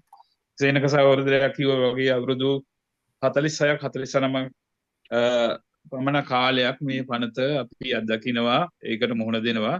මම හිතන්නේ පෞරස් කියපු වගේ ඔවුන්ගේ කාලේ ඔවුන් පාලසල් යන කාලය අපි මේක දැක්කේ PTA එක කියලා කිව්වේ Parent Teachers Association කියලා. ඒ කාලේ තිබ්බ PTA කියලා ගුරු දෙකර සංගරමය කියලා. ඒ කියන නම භාවිතය සම්පූර්ණයෙන්ම වෙනස් වුණා පස්සේ මේ PTA කියන පනත පැමිණියාට පස්සේ. පසුගිය කාලේ වැඩියෙන්ම මේක භාවිතා කරලා මේකේ අනුව කටයුතු කරන්න උත්සාහ කරා. දැන්ට මේකේ ඉවත් කළ යුතුයි කියන මතයේ අපි දැන් ඉන්නවා. ඒක පිළිබඳ වෙනස් අදහසක් නැහැ. අපි සියලුම ඉන්නේ මේ මතය කියලා මම හිතන්නේ. මේ රජය බලයට පත් වෙන්න ඉස්සෙල්ලා ප්‍රධාන මෙයාලගේ තිබ්බ ප්‍රතිපත්ති ප්‍රකාශයේ තිබෙන ප්‍රධානම කාරණා තුනක් තමයි. එකක් ඇවිල්ලා PTA එක ඉවත් කරන එක, දෙක විධායක ජනාධිපතිකම ඉවත් කිරීම, තුන ඇවිල්ලා දූෂණය වැළැක්වීම සම්බන්ධව කටයුතු කිරීම කියන එක තමයි. ඇත්තටම දැනට ඒ පිළිබඳව අපිට දකින්න නෑ. දූෂණය ඉවත් කිරීම පමණයි අපිට යම් මට්ටමකට මැදිහත් වෙනවා කියන එක දකින්න තියෙන්නේ. අපි දන්නා අවුරුදු 43ක් වගේ කාලයක් PTA ඉවත් කරනවා කළ යුතුයි කියන තැන සාධාරණ මතයක් අපි සියලු දෙනාම අතර තියෙනවා. ඒ සම්බන්ධව අපි ඒකේ ඒ අදහසේ ඉන්නවා. සේනක පෙරමයා කිව්වා වගේ අපි ගැන මේ ආපහු අපි ඒ ඉතිහාසයට යන්න ඕනේ. අපි සියලු දෙනාම මේකට එකඟයි. අපි සිංහල, දෙමළ, මුස්ලිම් ප්‍රජාව අතර කිසිම වෙනස් අදහසක් නැහැ. මේකේ තියෙන භයානක තත්ත්ව අපි තේරගෙන ඉන්නවා. මේක පනත අපි ඉතා ඉක්මනින් ඉවත් කළ යුතුයි කියන එක. එතකොට මේකෙදී අපි බලා ගන්න ඕනේ කොහොමද මේක ඉවත් කිරීමේ ඒ වගේ මේ ඉවත් කරන ආකාරය පිළිබඳව. එතකොට කොහොමද මේ සඳහා කටයුතු කරන්නේ පිළිබඳව වගේ අපි කාලරාමුවක් ඇතුළත මේක ඉවත් කළ යුතුයි කියන තැන අපි ඉන්නවා. විශේෂයෙන් අපි බලන්න ඕනේ අපි කාලරාමුවක් දුන්නට සමහරට ජාත්‍යන්තර විද්‍යාල කාලරාමුවක් දෙන්නේ නැහැ. එතකොට ඒක කොයිතරම් කාලෙ ඉක්මනට ඉවත් කරනවාද කියන එක බලන්න ඕනේ. ඊට පස්සේ විශේෂයෙන් බලන්න ඕනේ මේ පනත සම්පූර්ණයෙන් ඉවත් කරනවා ඒ වගේම ඒ ඉවත් කරන ආකාරය, ඉවත් කරන කාලරාමුව වගේම මේකට විරුද්ධව වෙනත් 50ක් ගේමු කියන අදහස මේ රජයේ ඉන්නවා. එතකොට වෙනත් 50 ගෙනාවට පස්සේ මේක ඉවත් කරන අදහසින් ඉන්නවා වගේ දකින්න තියෙන දැන් කියන අදහස යනවා. එතකොට අපි ඒ ගැන බලන්න ඕනේ. වර්තමානයේ රජය ඇවිල්ලා මාස 6යිනේ. එතකොට ඔවුන් තම මේක අභාවිතය කරලා නෑ වගේ අපිට දකින්න පුළුවන්. මීට කලින් හිටපු කට්ටිය තමයි දකින්නේ කියලා. ඒ වුණාටත් පෞගේ කාලේ මේ පිළිබඳව අවබෝධය කර අවස්ථා තියෙන උදාහරණයට මුස්ලිම් සහෝදරයෙක් අදහස් ප්‍රකාශ කිරීම සම්බන්ධව වූ මේ පනත යටතේ අටංගනවල පස්සේ රජය අපහසුතාවයට පත් වුණාම ඉක්මනටම ඌව නිදහස් කරලා රජය මේක නිසා අපහසුතාවයට පත් වුණා. එතකොට අපි එම කරේ නෑ කියලා කියන්න බෑ. එම මේ රජෙත් කරලා තියෙනවා. ඒ නිසා රජය දැන් තේරුම් අරගෙන ඉන්නවා මේ පිළිබඳව මහ ජනතාව අරගෙන ඉන්නේ බව. ඒ නිසා රජයත් ඒක දන්නවා. ඒ නිසා තමයි රජය දැන් උත්සාහ කරන්නේ විශේෂයෙන් අර තමන් කලින් මැතිවරණයේදී පොරොන්දු විදියට විධායක ජනාධිපති ආවශ්‍ය කිරීම PTA හා පංචාදෝෂණ සම්බන්ධව. ඒකට විධායක ජනාධිපතිකමේ සම්බන්ධ තාම ලොකුවට මතය ඉස්සරහට ගෙන යන වගේ පේන්නේ නැහැ. නමුත් PTA වෙනුවෙන් වෙනත් පනතක් මේ වෙලාවේ ගේන්න ඕනේ කියන තැන ඉඳලා දැන් කටයුතු කරනවා අපිට දකින්න තියෙනවා. ඒ වගේම වංචා දූෂණ සම්බන්ධව යම් උත්සාහයක් අපිට දකින්න තියෙනවා. එතකොට මේක කොච්චර දුරට දැනට අවභාවිතා කරේ වගේ ඒක ඉස්සරහට කොහොමද අවභාවිතයට නැති වෙන විදිහට කටයුතු කරන්නේ පිළිබඳ මතයක් ගොඩනගන එක වැදගත් වෙනවා. විශේෂයෙන් ඇවිල්ලා පෞද්ගලික කාලේ අපිට තියෙන අත්දැකීම් අනුව මේ පිළිබඳ PTA ඉවත් කිරීම පිළිබඳ මම හිතන්නේ සිංහල දෙමළ මුස්ලිම් සියලු දෙනාගේ කිසිම මේ මතයේ වෙනසක් නැහැ. ඒ නිසා අපි බලපෑමක් කරන්න ඕනේ කොතේ දුරට මේ රජයට වෙනත් පනතක් ගෙනීම පිළිබඳවත් විශේෂයෙන්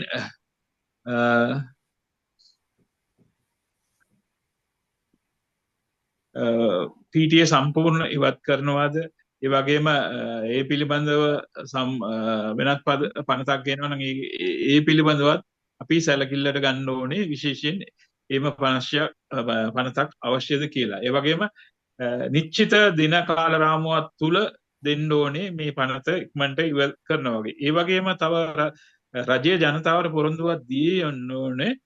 මේ කාල රාමුවද කියලා මේ පනත ඉවත් කරනකම් දැනට මේ PTA යටතේ මේ PTA අවභාවිතය කරන්නේ නැහැ. මේ පිළිබඳ කටයුතු කරන්නේ නැහැ කියන පොරොන්දුව අපි ලබා ගත යුතු කියලා මම හිතනවා. ඒ නිසා මම හිතනවා මේ සාකච්ඡා අපි ඉස්සරහට අරගෙන යන එක වැදගත්. මේක පිළිබඳ මතය මිනිස්සුන් අතර ගෙනවන මේ සාකච්ඡාව ගෙනියනක හොඳයි. විශේෂයෙන් මේ PTA පනත නැති කරගෙන සඳහා මහජන මතයක් ගොඩනැගීමට.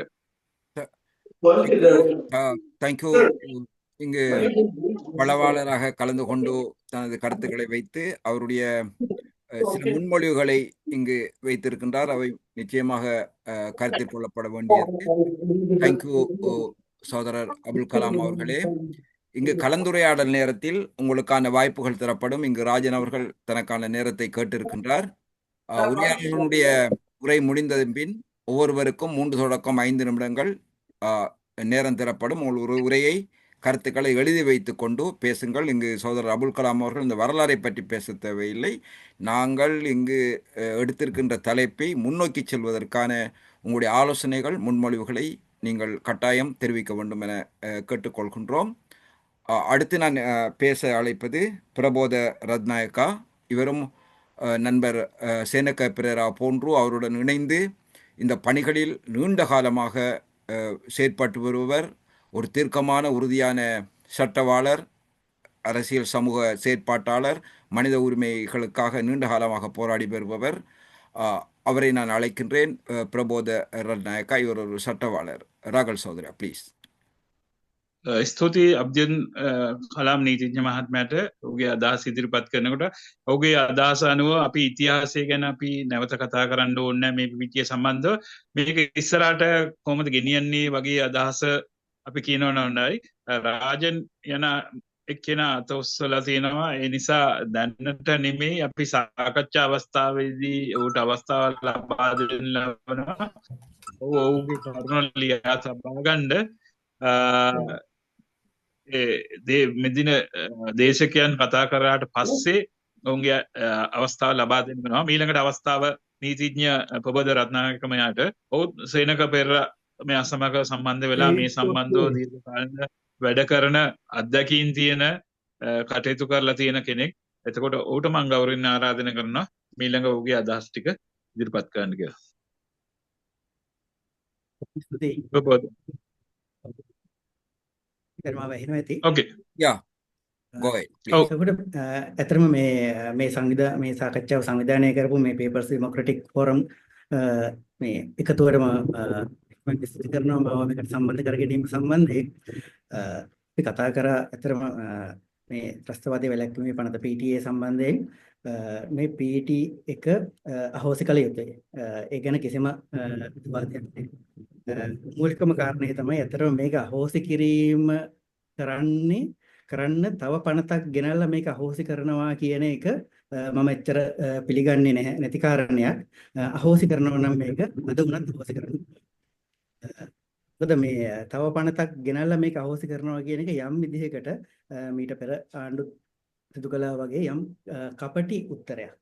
ඒ සිදු කළ යුතු නැහැ ඇත්තටම. මොකද මේ පනත අහෝසි කරා කියලා අද රැට මේ පනත අහෝසි කරොත් හෙට උදේ ඉඳන් ලංකාවේ ත්‍රස්තවාදයේ හිස ඔසවන්නේ නැහැ. ඒක අපි තාම පැහැදිලිව දන්නවා. මොකද මේ ත්‍රස්තවාදය කියන එක ත්‍රස්තවාදයේ සහ මේ පනත අතර කිසිම සම්බන්ධයක් නැහැ. මේ පනත භාවිතා වීම මම මේ කියන්නේ මේ පනත භාවිතා වුණ ආකාරය සම්බන්ධයෙන් අපිට තියෙන ඓතිහාසික අත්දැකීම අනුව. මොකද මේ පනත ඇත්තටම මේ 1979 මේ පනත ගෙනල්ලා භාවිතා කරේ ඇත්තටම මේ මුල් කාලේ සිවිල් යුද්ධයේ කාලේ ද්‍රවිඩ ජනතාව යම් ආකාරයකට පාලනය කරන මර්ධනය කරන තමයි මේ පනත භාවිතා වුණේ. ඒ එතනින් පස්සේ මේ පනත විශේෂයෙන්ම පාස්පුරහාරින් පසුව මුස්ලිම් ජනතාව ඉලක්ක කරගෙන මේ පනත භාවිතා කරා. ඊට පස්සේ අපි දැක්ක මේ අරගල කාලයේදී සිංහල ජනතාව ඉලක්ක කරගෙනත් මේ පනත භාවිතා කරා. වෙයි මේ ඊට සාපේක්ෂ ඒ වගේ හැම කාලයකම යම් විදිහකට පවතින රජයක් ඒ රජයට විරුද්ධ යම් විදිහකට දේශපාලන මත දරන අය සම්බන්ධයෙන් මේ පනත ඒ අයට එරෙහිව භාවිතා කරලා තියෙනවා. ඒ වගේම අපි කියන මේ පාතාලයේ මර්ධනය කරනවා කියලා. මම මේ වචනේ දෙතර එකඟ නැහැ. පාතාලය කියලා දෙයක් නෙමෙයි රටේ පවතින්නේ. සංවිධානාත්මක අපරාධ කියලා දෙයක් පවතිනවා. ඒක ඕනෙම රටක පවතිනවා. මෙන්න මේ සංවිධානාත්මක අපරාධ මර්ධනය කරන්නත් මේ ත්‍රස්තවාදී වැළැක්වීම පනත කියන එක භාවිතා කරලා තියෙනවා. එතකොට මේ පනත ඇත්තටම දැන් ඔයගොල්ලෝ දන්නවා ඇති අර මේ මෑත කාලේ නෝ මේ උසාවිය ඇතුළත වෙඩි තැබීමක් සිද්ධ වුණා. ඒ වෙඩි තැබීම මේ ත්‍රස්තවාදී වැළැක්වීමේ පනත භාවිතා කරලා තමයි දවස් 90කට රැඳවුම්ගත කරේ.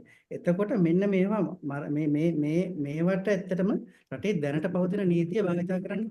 ඒකට ත්‍රස්තවාදී වැළැක්වීමේ පනත අවශ්‍ය වෙන්නේ නැහැ. රටේ දැනට අපේ රටේ සාමාන්‍ය නීතිය අපරාධ නීතියක් තියෙනවා. අපරාධ නඩු සංග්‍රහය තියෙනවා. සහ වෙනත් පරිගණක අපරාධ පනත මේ වගේ අලුත්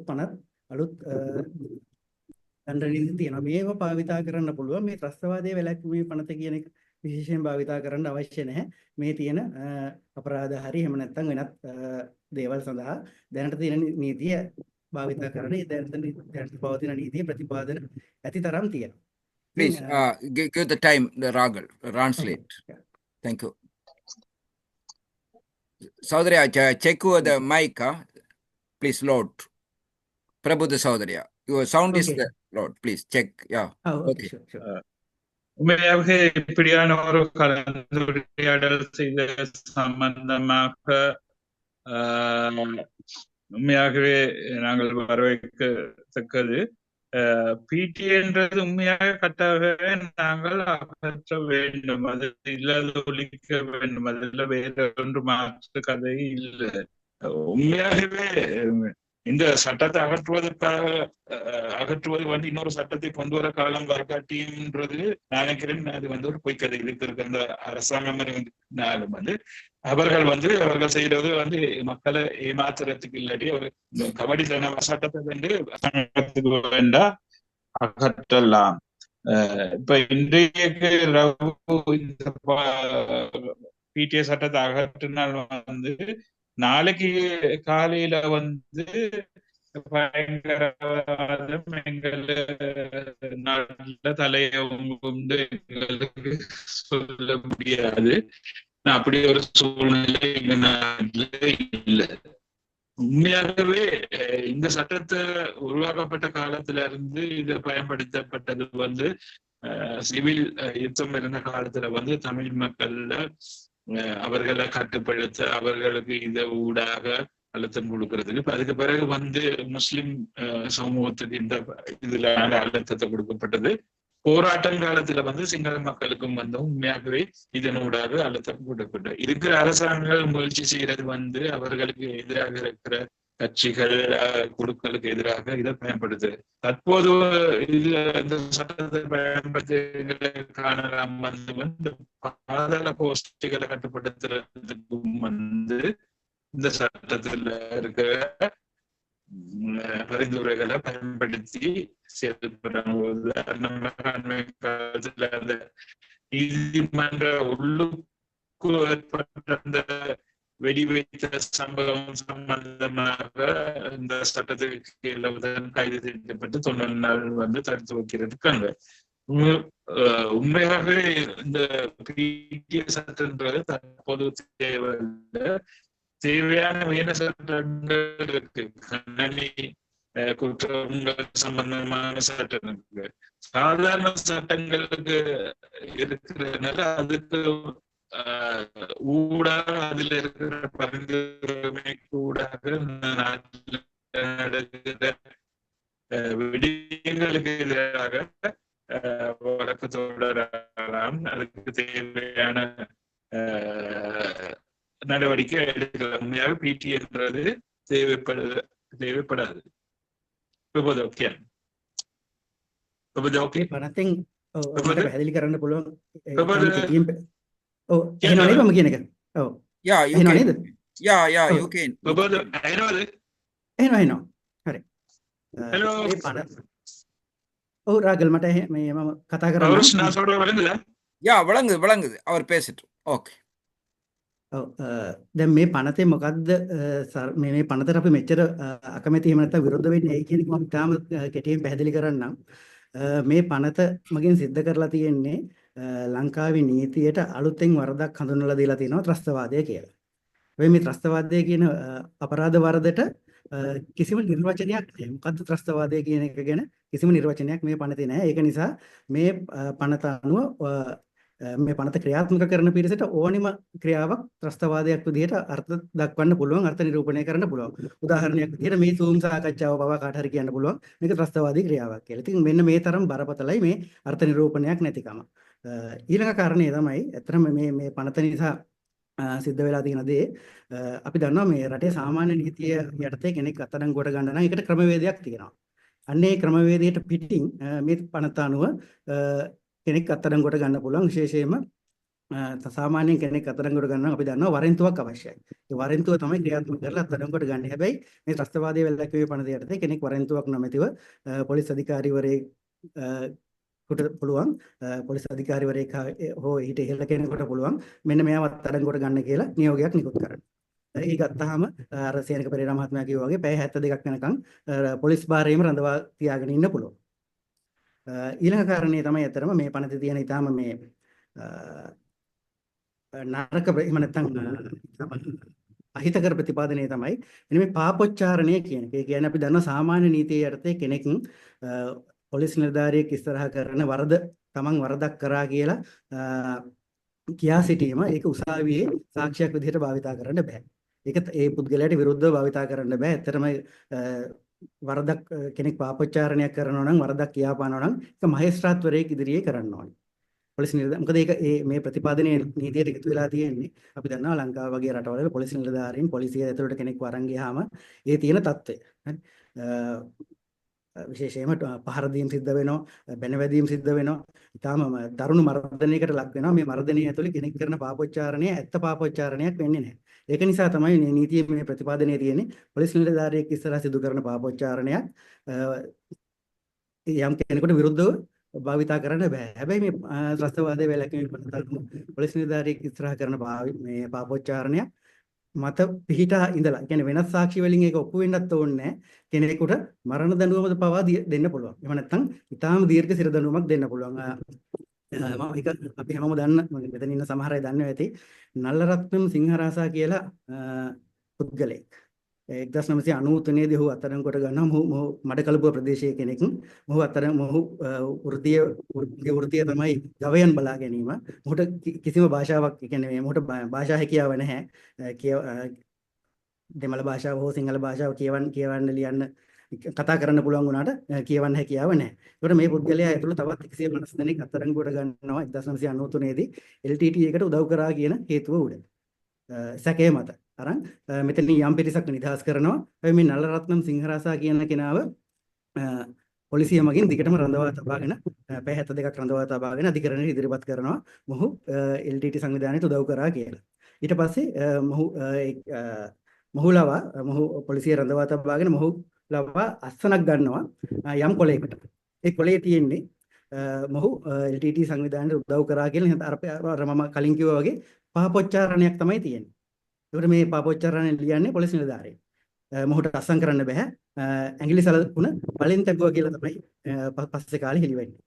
එතකොට මෙන්න මේ සාක්ෂිය මත පදනම් කරගෙන මේ නලරත්නම් සිංහරාසාව මුල් පළවෙනි නඩු විභාගයේදී එහෙම නැත්නම් මහාධිකරණය මගින් වසර 50කට සිර දඬුවම් නියම කරනවා. ඊට පස්සේ මේ ගැන අභියාචනයක් ගිහිල්ලා මේ වසර 50 කියන එක අවසන් වෙලා වසර 35ක් දක්වා මේ නලරත්නම් සිංහරාසාව බන්ධනාගාරගත කරනවා. මේ සම්බන්ධයෙන් අභියාචනයක් යනවා මේ ශ්‍රේෂ්ඨාධිකරණයට යනවා. ශ්‍රේෂ්ඨාධිකරණයෙන් යම් සහනයක් ඉෂ්ට වෙන්නේ නැහැ. මේ සම්බන්ධයෙන් නැවත ජාත්‍යන්තර අධිකරණ වලට පවා මේක යනවා. මේ ජාත්‍යන්තර අධිකරණයකින් පවා මේ සම්බන්ධයෙන් නිර්දේශ නිකුත් වෙනවා. නමුත් දේශීය නීතියෙන් ජාත්‍යන්තර නිකුත් කරපු නියෝගය පිළිගන්න බැඳීමක් නැහැ. ඒක නිසා මේ නලරත්නම් සිංහරාසාගේ දඬුවම දිගින් දිගටම ක්‍රියාත්මක වෙනවා. හැබැයි මේ තනිකරම මේක ක්‍රියාත්මක වෙන්නේ ඔහු කරපු අර පාපොච්චාරණය මත. ඔහු කරපු පාපොච්චාරණයක් නෙමෙයි පොලිසියේදී ඔහුගෙන් ලියාගත්ත ප්‍රකාශයක් මත දාපු නඩුවකින් තමයි මේ පුද්ගලයා සිරගත වෙලා වසර 35ක් දක්වා බන්ධනාගාරගත වෙන්නේ. ඉතින් මෙන්න මේ වගේ දරුණුම නීතියක්. මේ නීතිය ක්‍රියාත්මක වෙන්නේ මේ ආකාරයට අපි දන්නවා අපේ වගේ රටවල පොලිසිය එහෙම නැත්නම් මේ නීතිය ක්‍රියාත්මක කරන ආයතනවල ස්වභාවය බන්ධනාගාරවල ස්වභාවය. එතකොට මෙන්න මේ ආකාරයට මේ වගේ නීතියක් ක්‍රියාත්මක වීම ඉතාම හානිකරයි. ඒක නිසා මේ තව ප්‍රතිපාදන ගොඩක් තියෙනවා මේ නීතිය අපි පිළිගන්න අයිතිවාසිකම් වලට මානවිකම් වලට කිසි ලෙසක එකඟ නොවන ප්‍රතිපාදන ගොඩක් තියෙනවා. මම එක උදාහරණයක් විතරයි කිව්වේ. ඉතින් මේ ආකාරයට පුද්ගලයන් විශාල ප්‍රමාණයක් පහුගිය කාලේ මේ පනත මගින් බන්ධනාගාරගත කරලා තියෙනවා. විශේෂයෙන්ම අප නොදැන ප්‍රතිපාදන නිසා කෙනෙක්ව සිරගත කරලා තියන්න ඕන නම් වැඩි කාලයක් යම් විදිහකට සිර කරලා තියන්න ඕන නම් මේ පනත භාවිතා කරනවා. ඒකට ඒකයි මම කියන්නේ ත්‍රස්තවාදය අපි මේ කියන ත්‍රස්තවාදී සමහර ක්‍රියා සහ මේ පනත අතර සම්බන්ධයක් නැහැ. මේක භාවිතා කරන්නේ පුද්ගලයන් මර්ධනය කරන්න, එහෙම නැත්නම් පුද්ගලයන් සිර කරලා තියාගන්න, තමන්ට අවශ්‍ය නැති එහෙම නැත්නම් තමන්ට ආණ්ඩුවකට එහෙම නැත්නම් නීතිය ක්‍රියාත්මක කරන බලධාරීන්ට තමන්ට සුදුසු නැහැ කියලා හිතන කෙනෙක් එහෙම නැත්නම් තමන්ට දඬුවමක් දෙන්න ඕනි කියලා කෙනෙකුට ඇත්තටම මේ අධිකරණ ක්‍රියාවලියෙන් පිට ඉඳන් දඬුවමක් දෙන්න තමයි මේ නීතිය භාවිතා කරලා තියෙන්නේ. ඒක නිසා මේක ඉතාම හානිකර පනතක්. මේ පනත අහෝසි කරන්න තමයි මේ වර්තමාන ආණ්ඩුවට ජනතාව මේ වර්තමාන ආණ්ඩුවේ මැන්ඩේට් එකේ අපි කියන ඔවුන් ඡන්දය ඉල්ලද්දි දුන්න පොරොන්දු වල ප්‍රධාන පොරොන්දුවක් වශයෙන් තියෙනවා මේ ත්‍රස්තවාදයේ වැළැක්වීමේ පනත අහෝසි කරනවා කියන එක. ඉතින් ඒ නිසා මේක කල් ගවන්න ප්‍රබෝධ මම මෙතනින් අවසන් කරනවා. වහාම මේ පනත අහෝසි කරන්න පුළුවන්. අහෝසි කරාට පස්සේ මම කිව්වා වගේ මේ පනත අද අහෝසි කරොත් හෙට මේ රටේ ත්‍රස්තවාදයක් නැවත ඇති වෙන්නේ නැහැ මේ පනත අහෝසි කරා කියලා. ඒක නිසා එතනින් පස්සේ බලන්න පුළුවන් නව නීතියක් මොනවද අවශ්‍ය වෙන්නේ, මොන හරි අඩුපාඩු තියෙනවද කියන එක. ඒක දෙවන කාරණයක්. පළවෙනි කාරණය තමයි මේ ත්‍රස්තවාදයේ වැළැක්වීමේ පනත අහෝසි කිරීම. Thank you, Rahul Sodria.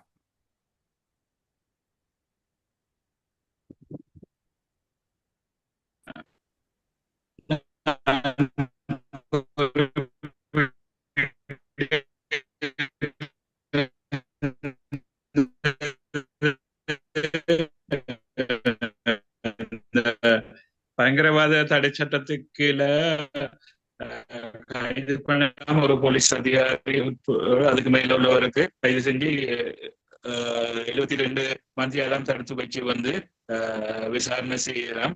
இதுல இருக்கிற இன்னொரு கைது செய்தவர் கொடுக்குற வாக்குமூலத்தை வைத்து தண்டனை பெற்றுக் கொடுக்கலாம். எங்களுக்கு தெரியும் வந்து சாதாரண சட்டத்துல வந்து ஒரு நீதவான் முன்னிலையில தான் வந்து கைது செய்த வந்து வாக்குமூலம் கொடுக்க வேண்டும் இருக்கு. எங்களுக்கு தெரியும் போலீஸ்ல இருக்கக்குள்ள வந்து அவரை வந்து அடிச்சோ துன்புறுத்தியோ வாக்குமூலங்கள் எடுத்துக்கொள்வாங்க. அப்ப அது வந்து அவர்களுக்கு பாதிப்பாக அமையலாம். இந்த பிடிஏக்கு கீழே வந்து ஒரு போலீஸ் அதிகாரிக்கு முன்னுக்கு வாக்குமூலம் எடுக்கலாம் தெரியும். அப்படியான வாக்குமூலங்கள் வந்து திரும்பி வந்து நீதிமன்றத்தில் தாக்கல் செஞ்சு மரண தண்டனை பெற்றுக் கொடுக்கல, இல்லாட்டி நீண்ட கால சிறை தண்டனை பெற்றுக்கொள்ளக்கூடிய வாய்ப்பு இதுல இருக்கு. எங்களுக்கு ஒரு உதாரணம் சொல்ல விரும்புகிறேன். நல்லரத்னம் சிங்கராஜா என்பவர் 1993 வந்து மட்டக்களப்பு பிரதேசத்துல கைது செய்யப்படுற இவர் ஒரு கால்நடை செய்கிறவர் வந்து இவருக்கு உண்மையாக எழுத வாசிக்க தெரியாது, ஆனா தமிழ்ல கதைக்க கூட முடியும். இப்ப 1993 150 பேர் போல கைது செய்யப்படுறாங்க. எல்டிடிக்கு உதவி செய்த பிறகு நிறைய பேர் வந்து விடுதலை செய்யறாங்க. இவரை வந்து உண்மையாகவே 72 மணி நேரம் தடுப்பு காவல் வச்சு அதுக்கு பிறகு நீதிமன்றத்துக்கு வைக்கிறாங்க. அப்ப போலீஸ்ல வச்சு இவருக்கு வந்து ஒரு கையொப்பம் எடுத்துக்கொள்றாங்க. கையொப்பம்னா இந்த விரல் அடையாளத்தை தான் எடுத்திருக்காங்க. ஏன்னா அவருக்கு கையொப்பமும் வைக்க முடியாது. அந்த தாள்ல உண்மையாகவே எழுதியிருக்காரு இவரோட வாக்கு மூலமாக அவர் எல்டிடிக்கு உதவி செய்ததாக. இதனூடாக மேல் நீதிமன்றத்தில் இவருக்கு வழக்கு தாக்கல் செய்யப்பட்டு 50 வருஷம் சிறை தண்டனை பெற்றுக் கொடுக்கப்படுது. அதுக்கு பிறகு வந்து உச்ச நீதிமன்றத்துல அப்பீல் நீதிமன்றத்துல இவருக்கு மேல இந்த சம்பந்தமாக வழக்கு தாக்கப்பட்டு அது 30 வருடமாக குறைக்கப்படுது. ஆனா உச்ச நீதிமன்றத்துல மீண்டும் இவருக்கு வழக்கு தாக்கல் செய்யப்பட்டு அவருக்கு அதுல சாதகமா அமையவில்லை.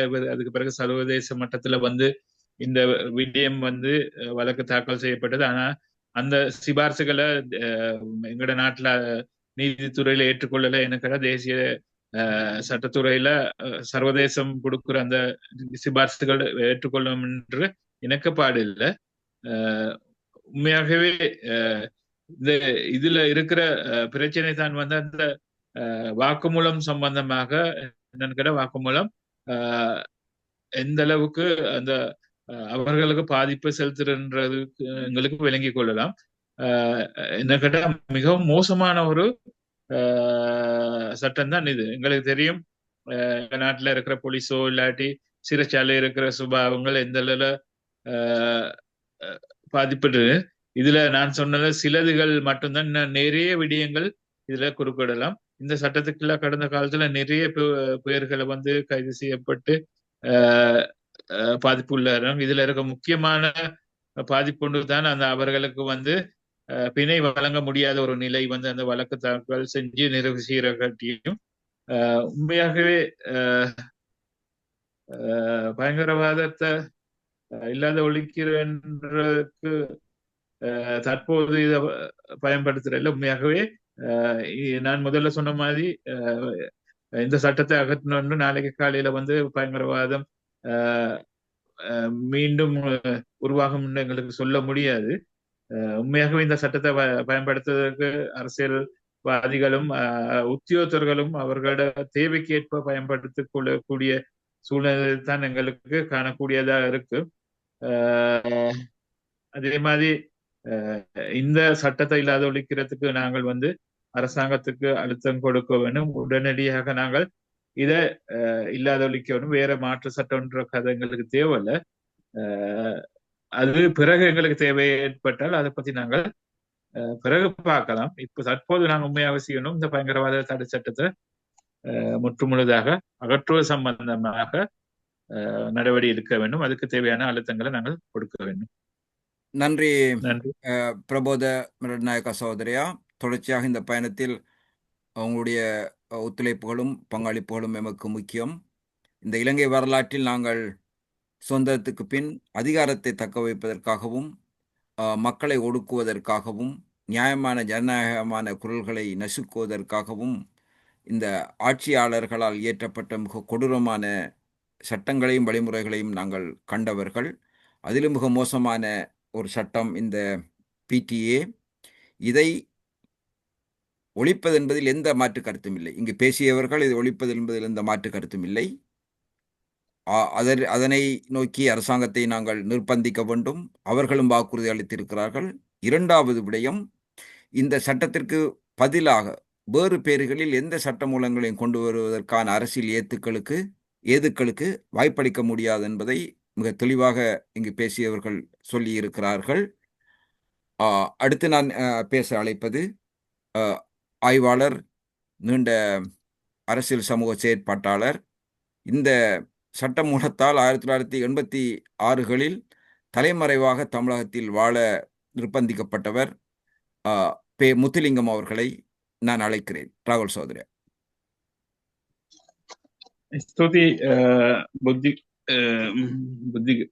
ප්‍රබෝධය මහත්මයාට. මම හිතන්නේ ඔහුගේ අදහස්වලට කිව්වා විශේෂයෙන් අපි දන්නවා මේ පනත මගින් අපේ ජන රටේ ප්‍රජාතන්ත්‍රවාදයට කොතරම් දුරට බලපෑම් කරනවද, ඒ වගේම අපේ අයිතිවාසිකම් සම්බන්ධ වලට බලපෑම් කරනවද, ඒ මානව හිමිකම්ට කොච්චරද බලපෑම් කරනවද කියන එක මේ පීටී එක අවශ්‍ය පිළිබඳ අපිට විවාදයක් නැහැ. අපි සියලු දෙනාම ඒකට විරුද්ධයි. ඒක අවශ්‍ය කරන්න ඕනේ කියන එකට.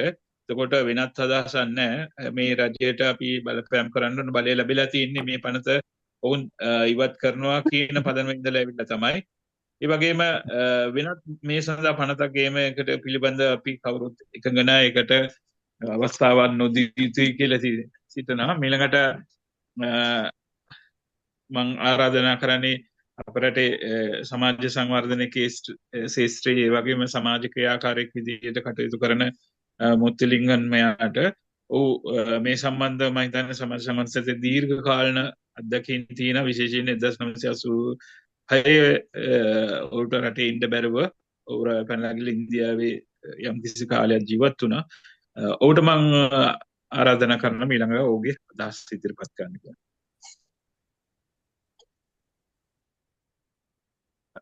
நன்றி. இந்த கலந்துரையாடல் இந்த பயங்கரவாத சட்டத்தை நீக்குவதற்கான ஒரு இயக்கமாக முன்னெடுப்பதற்கான ஒரு கலந்துரையாடல் தான் நான் நினைக்கின்றேன். அதே நேரத்தில் இந்த கலந்துரையாடல் குறிப்பாக சிறுபான்மையர்கள் கலந்து கொள்வதை விட இந்த கலந்துரையாடல் பெரும்பான்மையர் தான் கலந்து கொள்ள வேண்டும்.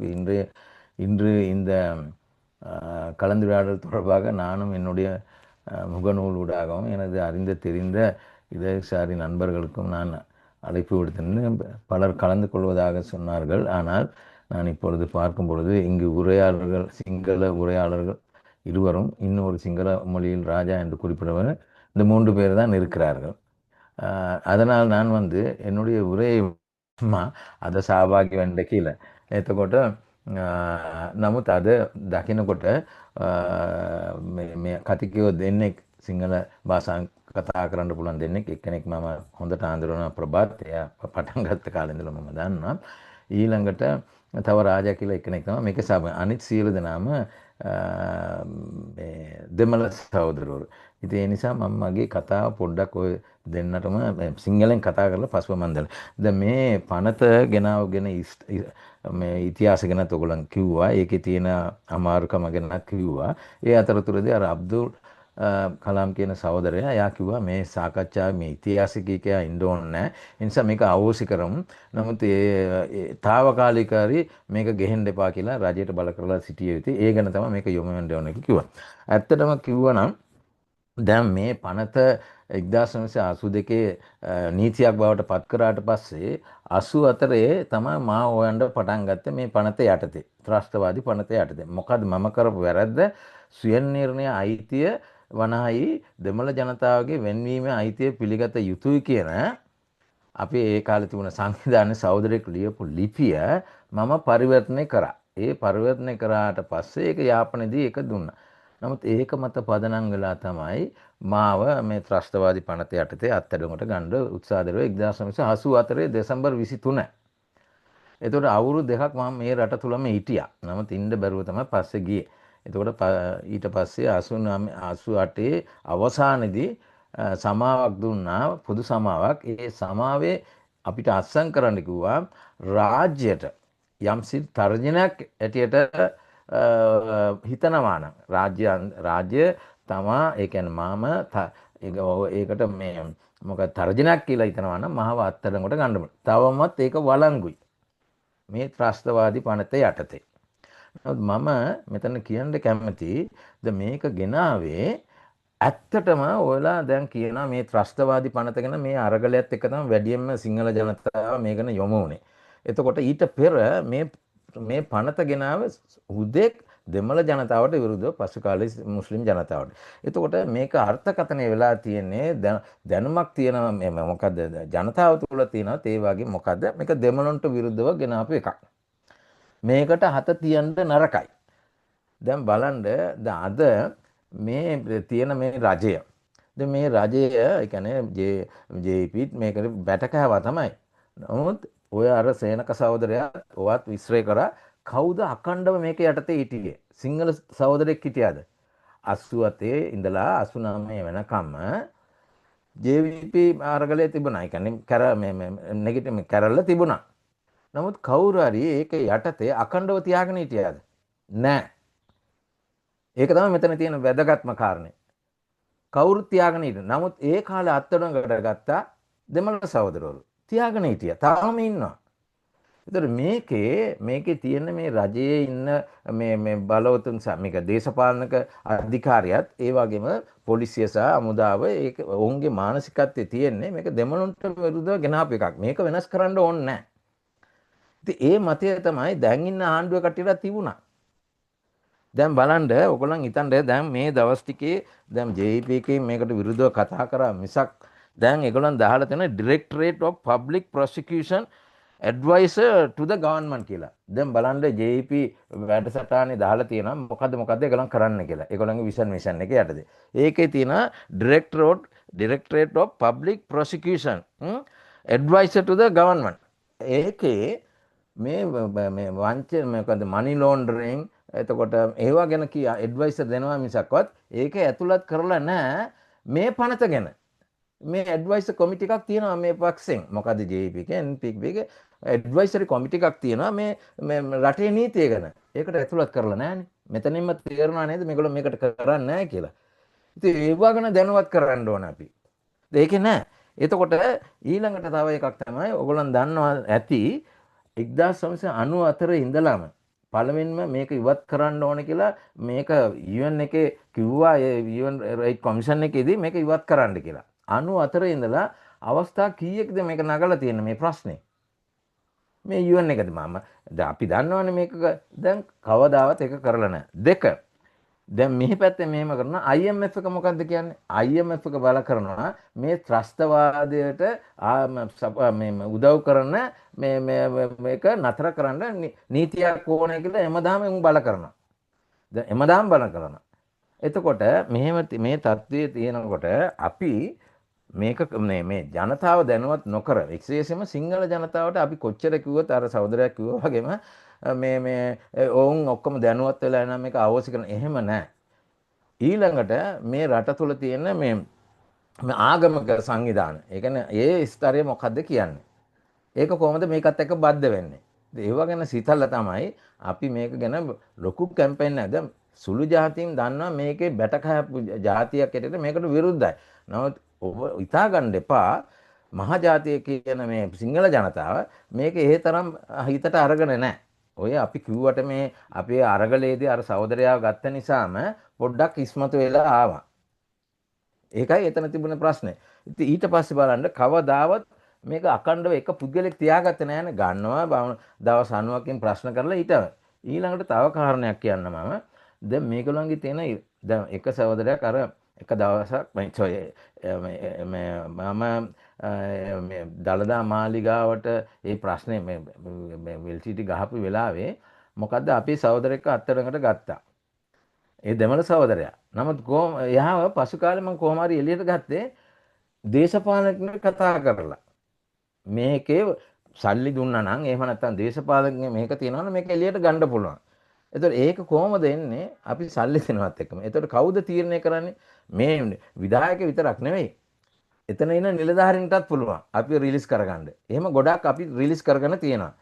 එතන මේක හුදෙක් දෙමළ ජනතාවට කියන ගෙනාපු පනතක් කියන මේ මතය තවදාක් තුරටත් තියෙන තවදාක් දුරටත් මේක තියෙන තාක්කල් අපිට මේක කරන්න. එතකොට ඒ නිසා අපි මේ සාකච්ඡාව ගෙනියන්න ඕනේ මේක තව තවත් ශක්තිමත් කරගන්න ඕනේ මේ ඉදිරියට. එහෙම නැත්නම් මේක කරන්න බෑ.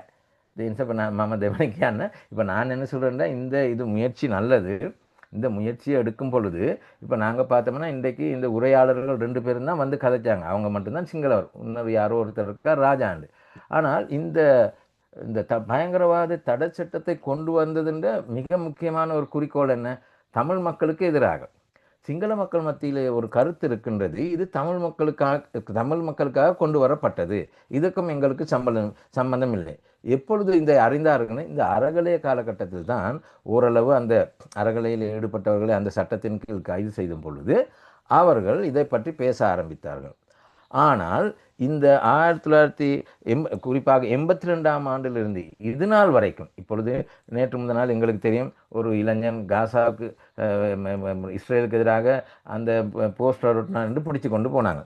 ஆனால் இந்த சட்டத்தினால் எந்த சிங்கள ஒரு போராளி அல்லது ஒரு கிளர்ச்சியாளன் தொடர்ச்சியாக கைது செய்யப்பட்டு வச்சான். உங்களுக்கு எல்லாருக்கும் தெரியும் 87ஆம் ஆண்டிலிருந்து 89ஆம் ஆண்டிலிருந்து சிங்கள கிளர்ச்சியாளர்கள் ஜேபி கிளர்ச்சி செய்தார்கள்.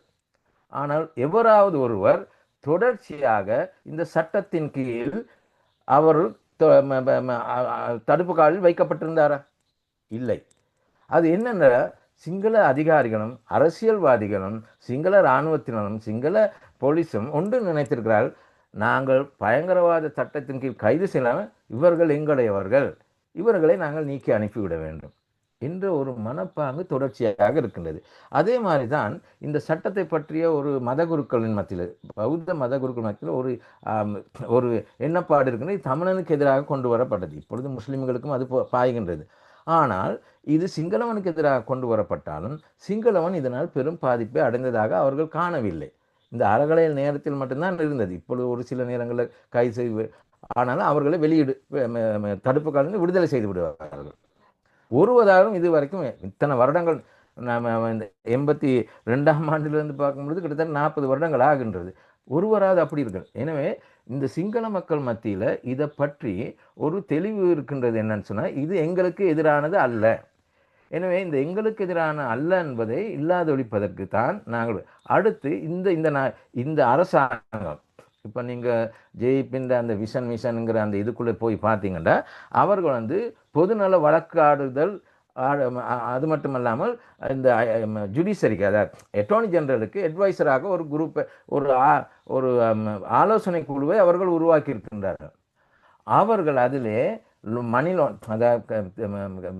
மணி லாண்டரிங் மற்றது அந்த துஷ்பிரயோகம் ஊழல் துஷ்பிரயோகம் போன்றவற்றை தொடர்பாகவும் இவ்வாறு அதனை செய்யலாம் என்பதை பற்றி அறிவுரை போட்டிருக்கின்றார்களே ஒழிய அவர் குறிக்கோள்களை அதிலே இந்த பயங்கரவாத தடை சட்டத்தை நீக்குவதற்கு ஆலோசனை வழங்குவது என்று போடவே இல்லை. அப்பொழுது எப்படி எதிர்பார்க்க வேண்டும்? இது அவர்களுக்கும் தெரியும் இது முக்கியமானது, ஆனால் போடவில்லை. எனவே இங்கு பிரச்சனை இருக்கின்றதுன்னு சொன்னால் இந்த தடை சட்டம் என்பது இந்த அரசியல் நிறுவனம் கூட இது ஒரு பெரும்பான்மை மக்களுக்கு எதிரான சட்டம் அல்ல, எங்களுடைய பாதுகாப்பு அரண் இதுதான், இது எங்களுக்கு தேவைப்படுகின்றது, நாடு பிறவடைதோ அல்லது சிறுபான்மை எங்களுக்கு ಇದಕ್ಕೆ ಎದುರಾಗಿ வருவார்களான இதை பயன்படுத்தலாம் என்ற என்ன ಕರುಣೆ අවසාන සිංහලක මේ සිංහල ජනතාවට රජයේ ඉන්න කට්ටියට තේරුමක් තියෙනවා මේක මේ පනත අපේ සිංහලයන්ට ආරක්ෂාවක් දෙන පනතක් කියන මතයක් තමයි තියෙන්නේ. ඒක බිඳන තාක්කල් අපිට මේකට යන්න බෑ. ඒ නිසා ඒක ගැන අපි මේ දිගටම සිංහල ජනතාව තුළ තමයි මේ ගෙනියන්න ඕනේ කියලා මම අවසන් කරගන්න. පසුව ප්‍රශ්න කරොත් මම තවත් තියෙන ඕන තරම් කියන්න. ஓகே, බොහොම ස්තුතියි. தேங்க்யூ. குறிப்பிட்ட நேரத்தில் ஆனால் முத்துலிங்கம் ஐயா அவர்கள் இங்கு வலியுறுத்திய விஷயம் இன்னொரு கோணத்தில் மிக முக்கியமான விடயம். இந்த விடயத்தை இந்த சட்டமூலத்தை ஒழிப்பதற்கு சிங்கள மக்களுடைய ஆதரவு, சிங்கள மக்களுடைய ஒரு கருத்தொருமைப்பாடு மிக முக்கியமானது. ஏனெனில் அவர்கள் மத்தியிலும் சிவில் சமூகத்தின் மத்தியிலும், சிங்கள புத்திஜீவிகள் மத்தியிலும், சிங்கள கல்வியாளர்கள் மத்தியிலும், சிங்கள அரசியல் செயற்பாட்டாளர்கள் மத்தியிலும் இந்த சட்டமானது தங்கள் மக்களை, தங்கள் சமூகத்தை பாதிக்காது. இது இது இது பிற சமூகங்களுக்கு, பிற இனங்களுக்கு எதிரான சட்டம் மூலம் அவர்கள் பிரிவினவாதத்தை அல்லது நாட்டுக்கு எதிராக வேலை செய்வர்கள் என்ற ஒரு அபிப்பிராயத்தில் அவர்கள் மீது பாய்கிற சட்டம் இது தங்களை பாதிக்காது என்று பெருமளவானவர்கள் கருதுகிறார்கள். இரண்டாவது விடயம், சிங்கள சமூகத்தில் இருக்கின்ற இப்போ இங்கு பேசிய சேனக சகோதரியா, பிரபோத சகோதரியா போன்ற நீண்ட இடதுசாரி பாரம்பரியத்தில் வந்த மனித உரிமை செயற்பாட்டாளர்கள், சட்டத்தரணிகள் என்ற சொற்ப பேர்தான் நீண்ட காலமாக இந்த சட்டமூலங்களுக்கு எதிராக அவர்கள் குரல் கொடுத்து வருகிறார். ஆகவே இந்த விடயத்தில் சிங்கள மக்கள் மத்தியில் நாங்கள் வேலை செய்ய வேண்டிய அவசியம். அவர்களை இணைத்து கொண்டு அவர்களை தலைமையேற்று நாங்களும் நின்று இந்த விஷயத்தை முன்னெடுத்து செல்ல வேண்டும் என்று சொன்னது மிக முக்கியமான கருதுகோள், மிக முக்கியமான வழிமுறை. நாங்களும் இந்த உரையாடல்களை எல்லா இனங்களும் எல்லா மக்களும் பங்கு பற்றுவதற்கான வாய்ப்பாகத்தான் அமைத்திருக்கின்றோம். இன்று சேனக சகோதரியா, புரோவோத சகோதரி அவர்கள் வந்து பேசியது மிக முக்கியமான விஷயம். தொடர்ச்சியாக நாங்கள் இதனை இப்படித்தான் நடத்த இருக்கின்றோம். இங்கு யசோ அவர்களும் ராஜன் அவர்களும் கையெழுத்தினார்கள். இன்னும் நான் கருத்து சொல்வதற்கு சின்னையா ராஜேஷ்குமார் அவர்களையும் அழைக்கின்றேன். இறுதியாக எமது பேச்சாளராக இளம் சட்டவாளர், மனித உரிமை செயற்பாட்டாளர் நண்பர் பெனிசஸ் துசான் அவர்களை அழைக்கின்றேன். இவர் ஒரு இளம் சட்டத்தரணி. பெனிசஸ் துசான், ப்ளீஸ். அனைவருக்கும் வணக்கம். நான் கதைக்கிறது உங்களுக்கு கிளியரா கேக்குதா? ரொம்ப கிளியரா கேக்குது. கோ ஹெட் ப்ளீஸ். ராகுல் சௌதரியா பேசுங்க. ராகுல் சௌதரியா பிறகு நீங்கள் பேசலாம்.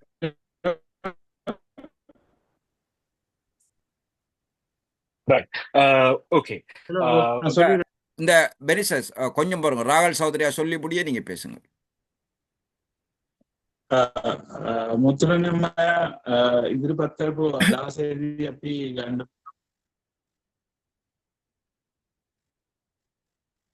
මේ අවස්ථාවේදී සිංහල ජනතාවගේ සහයෝගය වැදගත්. ඔවුන් තමයි මේ ගැන විශේෂයෙන් අවධානය යොමු කරන්න ඕනේ. ඔවුන් තුල තමයි මේ මතය වැඩි වශයෙන් අපිට ගෙනියන්න ඕනේ කියන එක පිළිබඳව මම හිතන්නේ මුතුලින් සහෝදරයා ඔහුගේ අදහස ඉදිරිපත් කරන්නේදී කරුණු පැහැදිලි කරා. විශේෂයෙන් සිංහල සමාජයේ බොහෝ අය හිතනවා, බුද්ධිමතුන් සමාජයේ විවිධ කණ්ඩායම් හිතනවා මේක අපිට බලපාන තරම් නෙමෙයි, මේක සිංහල ප්‍රජාවට බලපාන්නේ නැහැ, මේක අනිත් ප්‍රජාවන්ට බලපාන්නේ නැහැ වගේ සිංහල සමාජයේ මතයක් තියෙනවා. ඒ නිසා සිංහල සමාජය තුළ තමයි මේක වැඩි වශයෙන් මේකේ තියෙන අයිතිකර තත්ත්වයන් පිළිබඳව, මේකේ තියෙන අනීතික තත්ත්වයන් පිළිබඳව පැහැදිලි මතයක් ගොඩනගන්න ඕනේ කියන එක. දෙවෙනි කාරණය තමයි සිංහල සමාජයේ තියෙන අපි අඳුරන දීර්ඝකාලීන වාමාංශික විස්තරයන් කීප දෙනෙක් තමයි දිගින් දිගට පහුගිය කාලේ මේ අදහස එහෙම නැත්නම් පිටික විරුද්ධව කටයුතු කරන්න ඕනේ කියන තැන ඉඳලා ක්‍රියාත්මක කරන්න අපිට දකින්න පුළුවන් වෙන්නේ. විශේෂයෙන් අදත් අපි සේනක පෙරේරා ප්‍රබෝධයේ සම්බන්ධව දිගින් දිගටම අපි මේ වගේ සියලුම ජනතාව සම්බන්ධ කරලා තමයි මේ සාකච්ඡාව අපිට ඉදිරිපත් කරන්න වෙන්නේ. දැන් මේ අද තමන්ගේ ඉදිරිපත් කරන්න කියලා දෙන්නේ කතාවස්වල තියෙනවා. අපේ අන්තිම දේශකයා වෙන මිනිස්ටර් තුෂාන් මෙයා ඉදිරිපත් කරාට පස්සේ උන්ට අවස්ථාවක් තියෙනවා. ඕකේ බෙන්සන්. හෙලෝ උඹට කතාවස්වල. Thank you, Benson.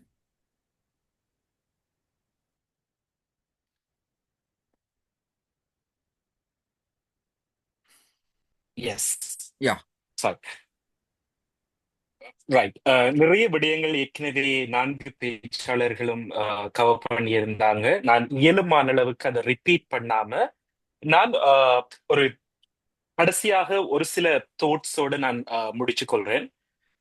முதலாவது என்னண்டா, நான் கடைசியா முத்துலிங்கம் ஐயா சொன்ன ஒரு விடயத்துல ஒரு ஃபாலோ அப்பான விடயத்தோட ஆரம்பிச்சு கொண்டு அப்படியே போறேன். என்னண்டா, முத்துலிங்கம் ஐயா மிக முக்கியமான ஒரு விடயம் சொன்னார். என்னண்டா, இந்த பிடிஏ அதாவது பயங்கரவாத தடை சட்டத்தை ஒழிப்பது, இங்க தமிழ் சகோதரர்கள் இருக்கிறார்கள், இந்த குறித்த கருத்து சிங்கள மக்களிடமும் மிகவும் ஒரு பரவலாக கொண்டு போய் சேர்க்க வேண்டிய ஒரு தேவை இருக்கு என்று மிகவும் ஆணித்தனமாக சொல்லியிருந்தார்கள். ஆனா இதுல இருக்கிற அந்த டிலெமா என்னண்டா, ஒரு 2022 23 ஆண்டுகளிலே இலங்கையில் உள்ள 25 மாவட்டங்களிலும் இந்த பிடிஏ ஒழிப்பது தொடர்பாக ஒரு சர்வஜன கேம்பெயின் ஒன்று நடத்தப்பட்டது.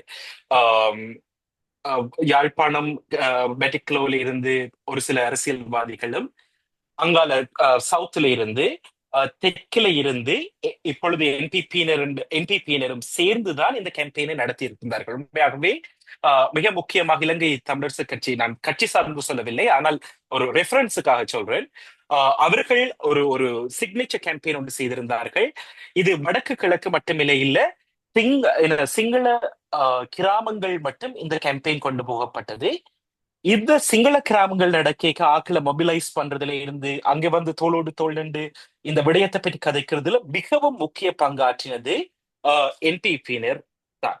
அது மட்டுமல்லாம 2 வருடங்களுக்கு முன்னம் அவர்களுடைய ஒரு சிம்போசியத்துல ஒரு வடக்கை சார்ந்த முன்னை நாள் பாராளுமன்ற உறுப்பினரும் முன்னை நாள் ஒரு பிரபலியமான சட்டத்தரணி அவர்களை கூப்பிட்டு அவரை ஒரு முக்கியமான பேச்சாளராக வைத்து இந்த பிடிஐ முற்றுமுழுதாக நீக்குவது பற்றி இவர்கள் கதைத்திருந்தார்கள். ஏன் நான் இந்த விஷயத்தை சொல்லிக் கொண்டு போறேன்னா, முத்துலிங்கம் ஐயா சொன்ன மாதிரி ஏற்கனவே அரகலையா நேரம் ஒரு அந்த பெரும் போராட்ட நேரம் இந்த பிடிஐ ஒழிப்பது சம்பந்தமான ஒரு முன்னெடுப்பு கொண்டு ஒரு மக்களுக்கு அறிவூட்டல் நிகழ்வு ஏற்கனவே ஒரு அளவுக்கு நடந்தது, ஒரு சிறிய அளவில் நடந்தது. பிறகு இந்த ஐலண்ட் வைட் கேம்பெயின் ஒன்று நடந்தது. அடுத்ததாக இன்னும் தொடர்ந்து இந்த விடயத்தை கொண்டு போவது முக்கியம். அந்த விடயத்தை நான் கூறுறேன். 2வது ஒரு விடயம் என்னன்னா, ஏற்கனவே அபுல் கலாம் சார் சொல்லியிருக்க ஒரு விடயம் சொல்லியிருந்தார்கள். 3 முக்கியமான விடயங்களை கவர்மெண்ட் முன்வைத்து ஆட்சிக்கு வந்திருந்தார்கள் என்று. எக்ஸிகியூட்டிவ் பிரசிடென்சி, அதாவது எக்ஸிகியூட்டிவ் பிரசிடென்சி ஒழிப்பும், பிடிஐ ஒழிப்பும், மற்றது கரப்ஷனை இல்லாம செய்வோம், ஊழலை இல்லாம செய்வோம் என்று. அதுல பிடிஐயோட சேர்த்தவர்கள் இன்னும் ஒரு சட்டத்தையும் ஒழிப்போம் என்று மிக தெளிவாக கூறியிருந்தார்கள். ஆன்லைன் சேஃப்டி ஆக்ட் என்று சொல்லப்படுற என்ன ஒரு நிகழ்நிலை பாதுகாப்பு சட்டம். இந்த 2ஐயும் நாங்கள் சேர்த்து ஒரு டிராக்கோனியன் லோன்னு சொல்லுவோம். there are bad laws, மிகவும் ஒரு இப்ப சட்டப்படி சரியா இருக்கு, ஆனா ஒரு பேட் லோ என்று சொல்லுவோம். சரியா, ஒரு இப்ப ஆர்கியாலஜிக்கல் டிபார்ட்மெண்ட் காணி படிக்கிறதெல்லாம் ஒரு வெரி பேட் லோ வச்சுக்கொண்டு. ஆனா டிராக்கோனியன் லோஸ், மிகவும் மிகவும் பாதிப்புக்குள்ளாக்குற லோஸ் ஒன்று இருக்கு. அதுல இந்த டிடிஏயும் ஆன்லைன் சேஃப்டி ஆக்டும் மிக முக்கிய சட்டங்களாக இருக்கிறது.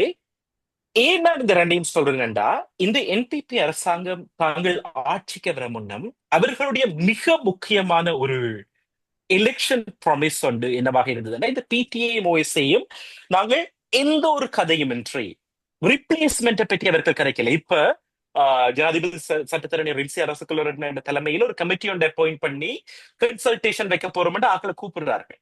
ஏன் இப்ப இருக்கிற இந்த பிடிஐ சட்டத்தை ரீப்ளேஸ் பண்றதுக்காக. ஆனால் அவர்கள் தாங்கள் எலெக்ஷன் ப்ரொபகேண்டா டைம், சரிதானே, தேர்தல் பிரச்சார நேரம் மிக முக்கியமாக ஒன்று சொன்ன விடயம் என்னென்றா, நாங்கள் இதை ரீப்ளேஸ் பண்ண போவதில்லை, முற்று முழுதாக ஒழிப்போம். ரைட்? இதுல ஒரு சிலர் கேட்கிற கேள்விகள் இருக்கு. அந்த கேள்வியை நான் அட்ரஸ் பண்ணி கொண்டு போறேன். என்னென்றா, ஒரு 3 minutes கொடுங்க ராகல் சௌதரியா. ராகல், எஸ். මම මගේ අදහස් ඉදිරිපත් කරනකොට අනිත් කියන අදහස් නැවත කියන්නේ නැතුව කතා කරනම් ගොඩක් අය ගොඩක් අදහස් ඉදිරිපත් කරා. මුතුලින් මෙයා කියපු විදියට මම මෙතනදී පටන් ගන්න ඕක කිව්වා මේ පිටි අවශ්‍ය කිරීම පිළිබඳ සිංහල ප්‍රජාවගේ සහයෝගය ගත යුතු ඔවුන් තුල තමයි මේක ගෙනියන්න ඕනේ කියන එක. මේදී මම අදහසක් කියන්න කැමතියි. 2023 වගේ අතර වගේ කාලේ මේ පිටිය අවශ්‍ය කිරීම පිළිබඳ ලංකාවේ දිස්ත්‍රික්ක 25 පුරවම දැනුවත් කිරීම ගෙනිච්ච විශේෂයෙන් යාපනීය මඩකලවා දකුණ සම්බන්ධ කරගන්න මේකේ ලොකු සාකච්ඡාවක් ගෙන විශේෂයෙන් මේ දකුණේ සම්බන්ධ සාකච්ඡාවේ දැන් ඉන්න මේ NPP කට්ටිය තමයි ගොඩක් ඉස්සරහට ඉඳලා ඒක වෙනුවෙන් කටයුතු කරේ. මේ අනිත් පැත්තෙන් සම්රක්ෂ පක්ෂය තමන්ගේ උත්සාහය දරුවා විශේෂයෙන් පිටිය අවශ්‍ය කිරීම පිළිබඳව අසන්වය ගැනීම ව්‍යාපාරයක් කරා විශේෂයෙන් මේ සිංහල ප්‍රජාව අතර විශේෂයෙන් මැදිහත් වුණේ ඇවිල්ලා NPP පක්ෂය සම්බන්ධ වෙලා මේකට විශේෂයෙන් පීටි අවශ්‍ය කිරීමේ අවශ්‍යතාව පිළිබඳව සාකච්ඡා කළා අදහස් කෙනෙක්. ඒ වගේම අපි දැක්කා මේ අරගල කාලයේදී මේ පීටි අවශ්‍ය කිරීම පිළිබඳව යම් අදහසක් පිටපත් වුණා. ඊට පස්සෙව ජාතික මට්ටමේ මේ පිළිබඳව ලොකු කැම්පේන් එකක් අරගෙන ගියා. ඊට කලින් අදහස් ඉදිරි කරපු නීතිඥ අබ්දුල් කලාම් යා සඳහන් කරපු විදිහට විශේෂයෙන් විධායකීය බලය විරෝධී වැඩපිළිවෙල සකස් කිරීම පිළිබඳව මේ ආණ්ඩුවේ ප්‍රධාන බලපෑම තිබ්බයි. මේ PTA එකත් සම්බන්ධ මේ ඔන්ලයින් සේෆ්ටි ඇක්ට් එක සම්බන්ධව ඉතා බල අවශ්‍යකරනවා කියලා ඉදී උන් කිව්වේ නැවත ඇවිල්ලා මාතත් සකස් කරනවා කියලා දැන් සම්පූර්ණ PTA අවශ්‍ය කරනවා කියලා තමයි ඉස්සර දැන් තියෙන මේ සමහර පනත්වල ඉතාම බරපතල පනත් දෙකක් තමයි මේ PTA ඔන්ලයින් පනත කියන එක. අපි දන්න පුරාවිද්‍යා පනත වගේ දේවල් භාවිතා කළා තමයි ඉඩ සම්බන්ධ කරන එක සමාජයට කොච්චර බලපානද කියන. ඒ වගේම දැන් තියෙන අපිට දකින්න තියෙන ඉතාම බරපතල පනත් දෙකක් මේ ඡන්ද පොරොන්දු විදියට මේවා ඉවත් කරනවා කියන එක ඒ කාලේ කිව්වා. දැන් කියනවා වගේ නැවත ඒක වෙනත් පනතක් ගේනවා නැත්නම් මේ පනස සංශෝධනය කරනවා කියන එක තිබ්බේ නැහැ. දැනට අපිට දැනගන්න තියෙන හර්ෂ පොළරත්නන්ගේ ප්‍රධානත්වයෙන් මේ පනස නැවත සංශෝධනය කිරීම සඳහා මේ කමිටුවපත් කරලා තියෙන කියන එක අපිට දකින්න පුළුවන්. Okay pen. ரைட். எஸ். இதுல மிக முக்கியமான ஒரு விடயத்தையும் நான் சொல்லிட்டு வரேன். என்னன்னா நாங்கள் இந்த ஒரு ஒரு அடிப்படையான ஒரு மித் பஸ்டிங் வந்து இந்த NPP அரசாங்கம் பற்றி செய்துட்டு தான் நாங்கள் இந்த PTA பற்றி பார்க்க வேண்டிய ஒரு தேவை இருக்கு. ஏனென்றா நான் இந்த ஒரு 2 மாதங்களுக்கு முன்னுக்கு ஒரு சில இடங்களுக்கு என்ன மனித உரிமைகள் ஆணையகத்துக்கு சென்றிருந்த போதும், அதுக்கு முடிந்த ஒரு சில மாநாட்டுக்கு ஒரு சில நாடுகளுக்கு ஐரோப்பாவில் சென்றிருந்த போதும் நிறைய பேர்கிட்ட NPP பற்றி ஒரு ஒரு ஒரு ஒரு ஒரு மாய தோற்றம் ஒன்று இருந்தது. நான் ஏன் அதை சொல்றேன்டா, அடிப்படையில் பார்க்க போனா NPP மீண்டும் மீண்டும் சொல்றது என்னன்னா, நாங்கள் இனவாதிகள் இல்லை, நாங்கள் இனவாதம் பேசவில்லை, வடக்கிலேயே எங்களுக்கு மக்கள் பெரும்பாலாக வாக்களித்திருக்கிறார்கள், ஆகவே நாங்கள் அவர்களுடைய பிரதிநிதிகள் என்ற ஒரு பிம்பம் ஒன்று மீண்டும் மீண்டும் வழங்கப்பட்டதை நீங்கள் பார்த்திருப்பீங்க. அவர்களுடைய ஒவ்வொரு ஸ்டேட்மெண்ட்டிலையும் அவர்கள் செய்வது வரையா இருக்கும், ஆனா சொல்வது நாங்கள் என்ன தேசிய ஒருமைப்பாட்டுக்குரிய ஒரு ஆக்கள் உண்டு. Right right. ஆனால் ஒரு அடிப்படையில நாங்கள் ஈவன் யாழ்ப்பாணத்துல ஒரு விஷயம் பார்த்தோம், 6 சீட்ஸ்ல 3 சீட் NPPக்கு போனதுண்டு. ஆனா அதுல சொல்லப்படாத ஒரு உண்மை என்னன்னா, 23 எங்களுடைய எலெக்ஷன் சிஸ்டத்தின் காரணத்தால 23% வாக்குகளை மட்டும் பெற்றுக்கொண்டு 50% சீட்ஸ் அவர்கள் எடுத்திருந்தார்கள். ரைட். ஏன் நான் அதை இதுல சொல்ல வாரேன்டா, ஆனா இப்ப உள்ளூராட்சி மன்ற தேர்தல்கள் முடிவுல மக்கள் மீண்டும் தங்களுடைய கருத்துக்களை சொல்லி இருக்கிறார்கள். இதனால் அடிப்படையில சொல்ல வாரது என்னண்டா, இந்த நாங்கள் ஒரு இந்த கேள்வியை, இந்த எலிஃபென்ட் இன் த ரூம் என்ற ஆங்கிலத்தில் ஒரு வார்த்தை கூறுவார்கள், என்னண்டா ஒரு அடிப்படை கேள்வி ஒன்று ஆக்கள்கிட்ட இருக்கு. NPP அவர்கள் சொல்வது மாதிரி இனவாதம் பேசாத ஒரு கட்சியா, அல்லது அவர்கள் சும்மா வாயளவில் மட்டும் அல்லாட்டி சொல்லளவில் மட்டும் அது சொல்லிக் கொண்டு வாரார்களா என்ற ஒரு அடிப்படை கேள்வி இருக்கு. இங்க வேலை செய்த அடிப்படையில நான் ஒரு சில ஃபேக்ட்ஸ் மட்டும் உங்களுக்கு நான் முன்வைக்கிறேன். ரைட். இதை வச்சுக்கொண்டு PTA சார்ந்த பிம்பம் எப்படி வருதுன்னு பார்ப்போம். உங்களுக்கு தெரிஞ்சிருக்கு, மார்ச் மாதம் 28ஆம் தேதி ஒரு கெசட் ஒன்று வெளியில வந்தது. 1931ஆம் ஆண்டு கொண்டு வரப்பட்ட காணிகள் நிர்வகிப்பு சட்டம் ஒன்றின் அடிப்படையில சரிதானே. அந்த நேரம் காலனித்துவ காலத்துல ராணி வேணுமென்றால் ஒரு காணி எடுக்கிறதுண்டா எதிர் பண்ணிட்டு எடுக்கலாம். அந்த பழைய சட்டத்தை பயன்படுத்தி கொண்டு 5940 ஏக்கர் காணி எடுக்க போறோம் என்ற ஒரு கெசட் வந்துச்சு. ரைட். அது முடிய நிறைய தமிழ் முஸ்லிம் அரசியல் தலைவர்கள் நிறைய பேர் பாராளுமன்றத்திலையும் சரி, பொதுவெளியிலையும் சரி, சிவில் சமூகத்திலையும் சரி இதற்கு எதிராக பேசியிருந்தார்கள். ரைட், தொடர்ந்து முன்னெடுப்புகள் நடந்து வருகின்றன. ஆனால் இன்று வர பார்ப்போம்டா என்பிபி மீண்டும் மீண்டும் சொல்லுற ஒரு விடயம் என்னண்டா, நாங்கள் இத இடைக்குல இதை நிப்பாட்டி வச்சிருக்க போறோம் ஒரு விடயம் சொல்லி நேற்று பிரதம மந்திரி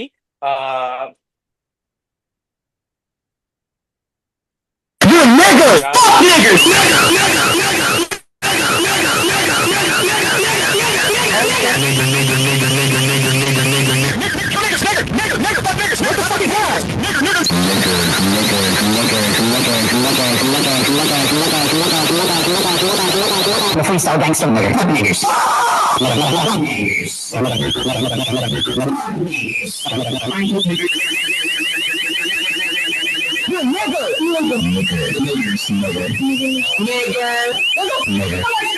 ஹவுஸ் அட்மினா இருக்கிறார்கள், இதற்கு கண்ட்ரோல் பண்றீங்களா? ஆ ரிமூவ் பண்றீங்களா? ஹோஸ்ட்ல இருக்கிறது பவுன்சர் ஓம் வெளியே ஏதோ சொல்றேன் கட் பண்ணட்டா இல்ல, யாரு யாருன்னு செய்யறாங்க சொல்லுங்க. அது ஹோஸ்ட் தான் கட் பண்ணலாம்.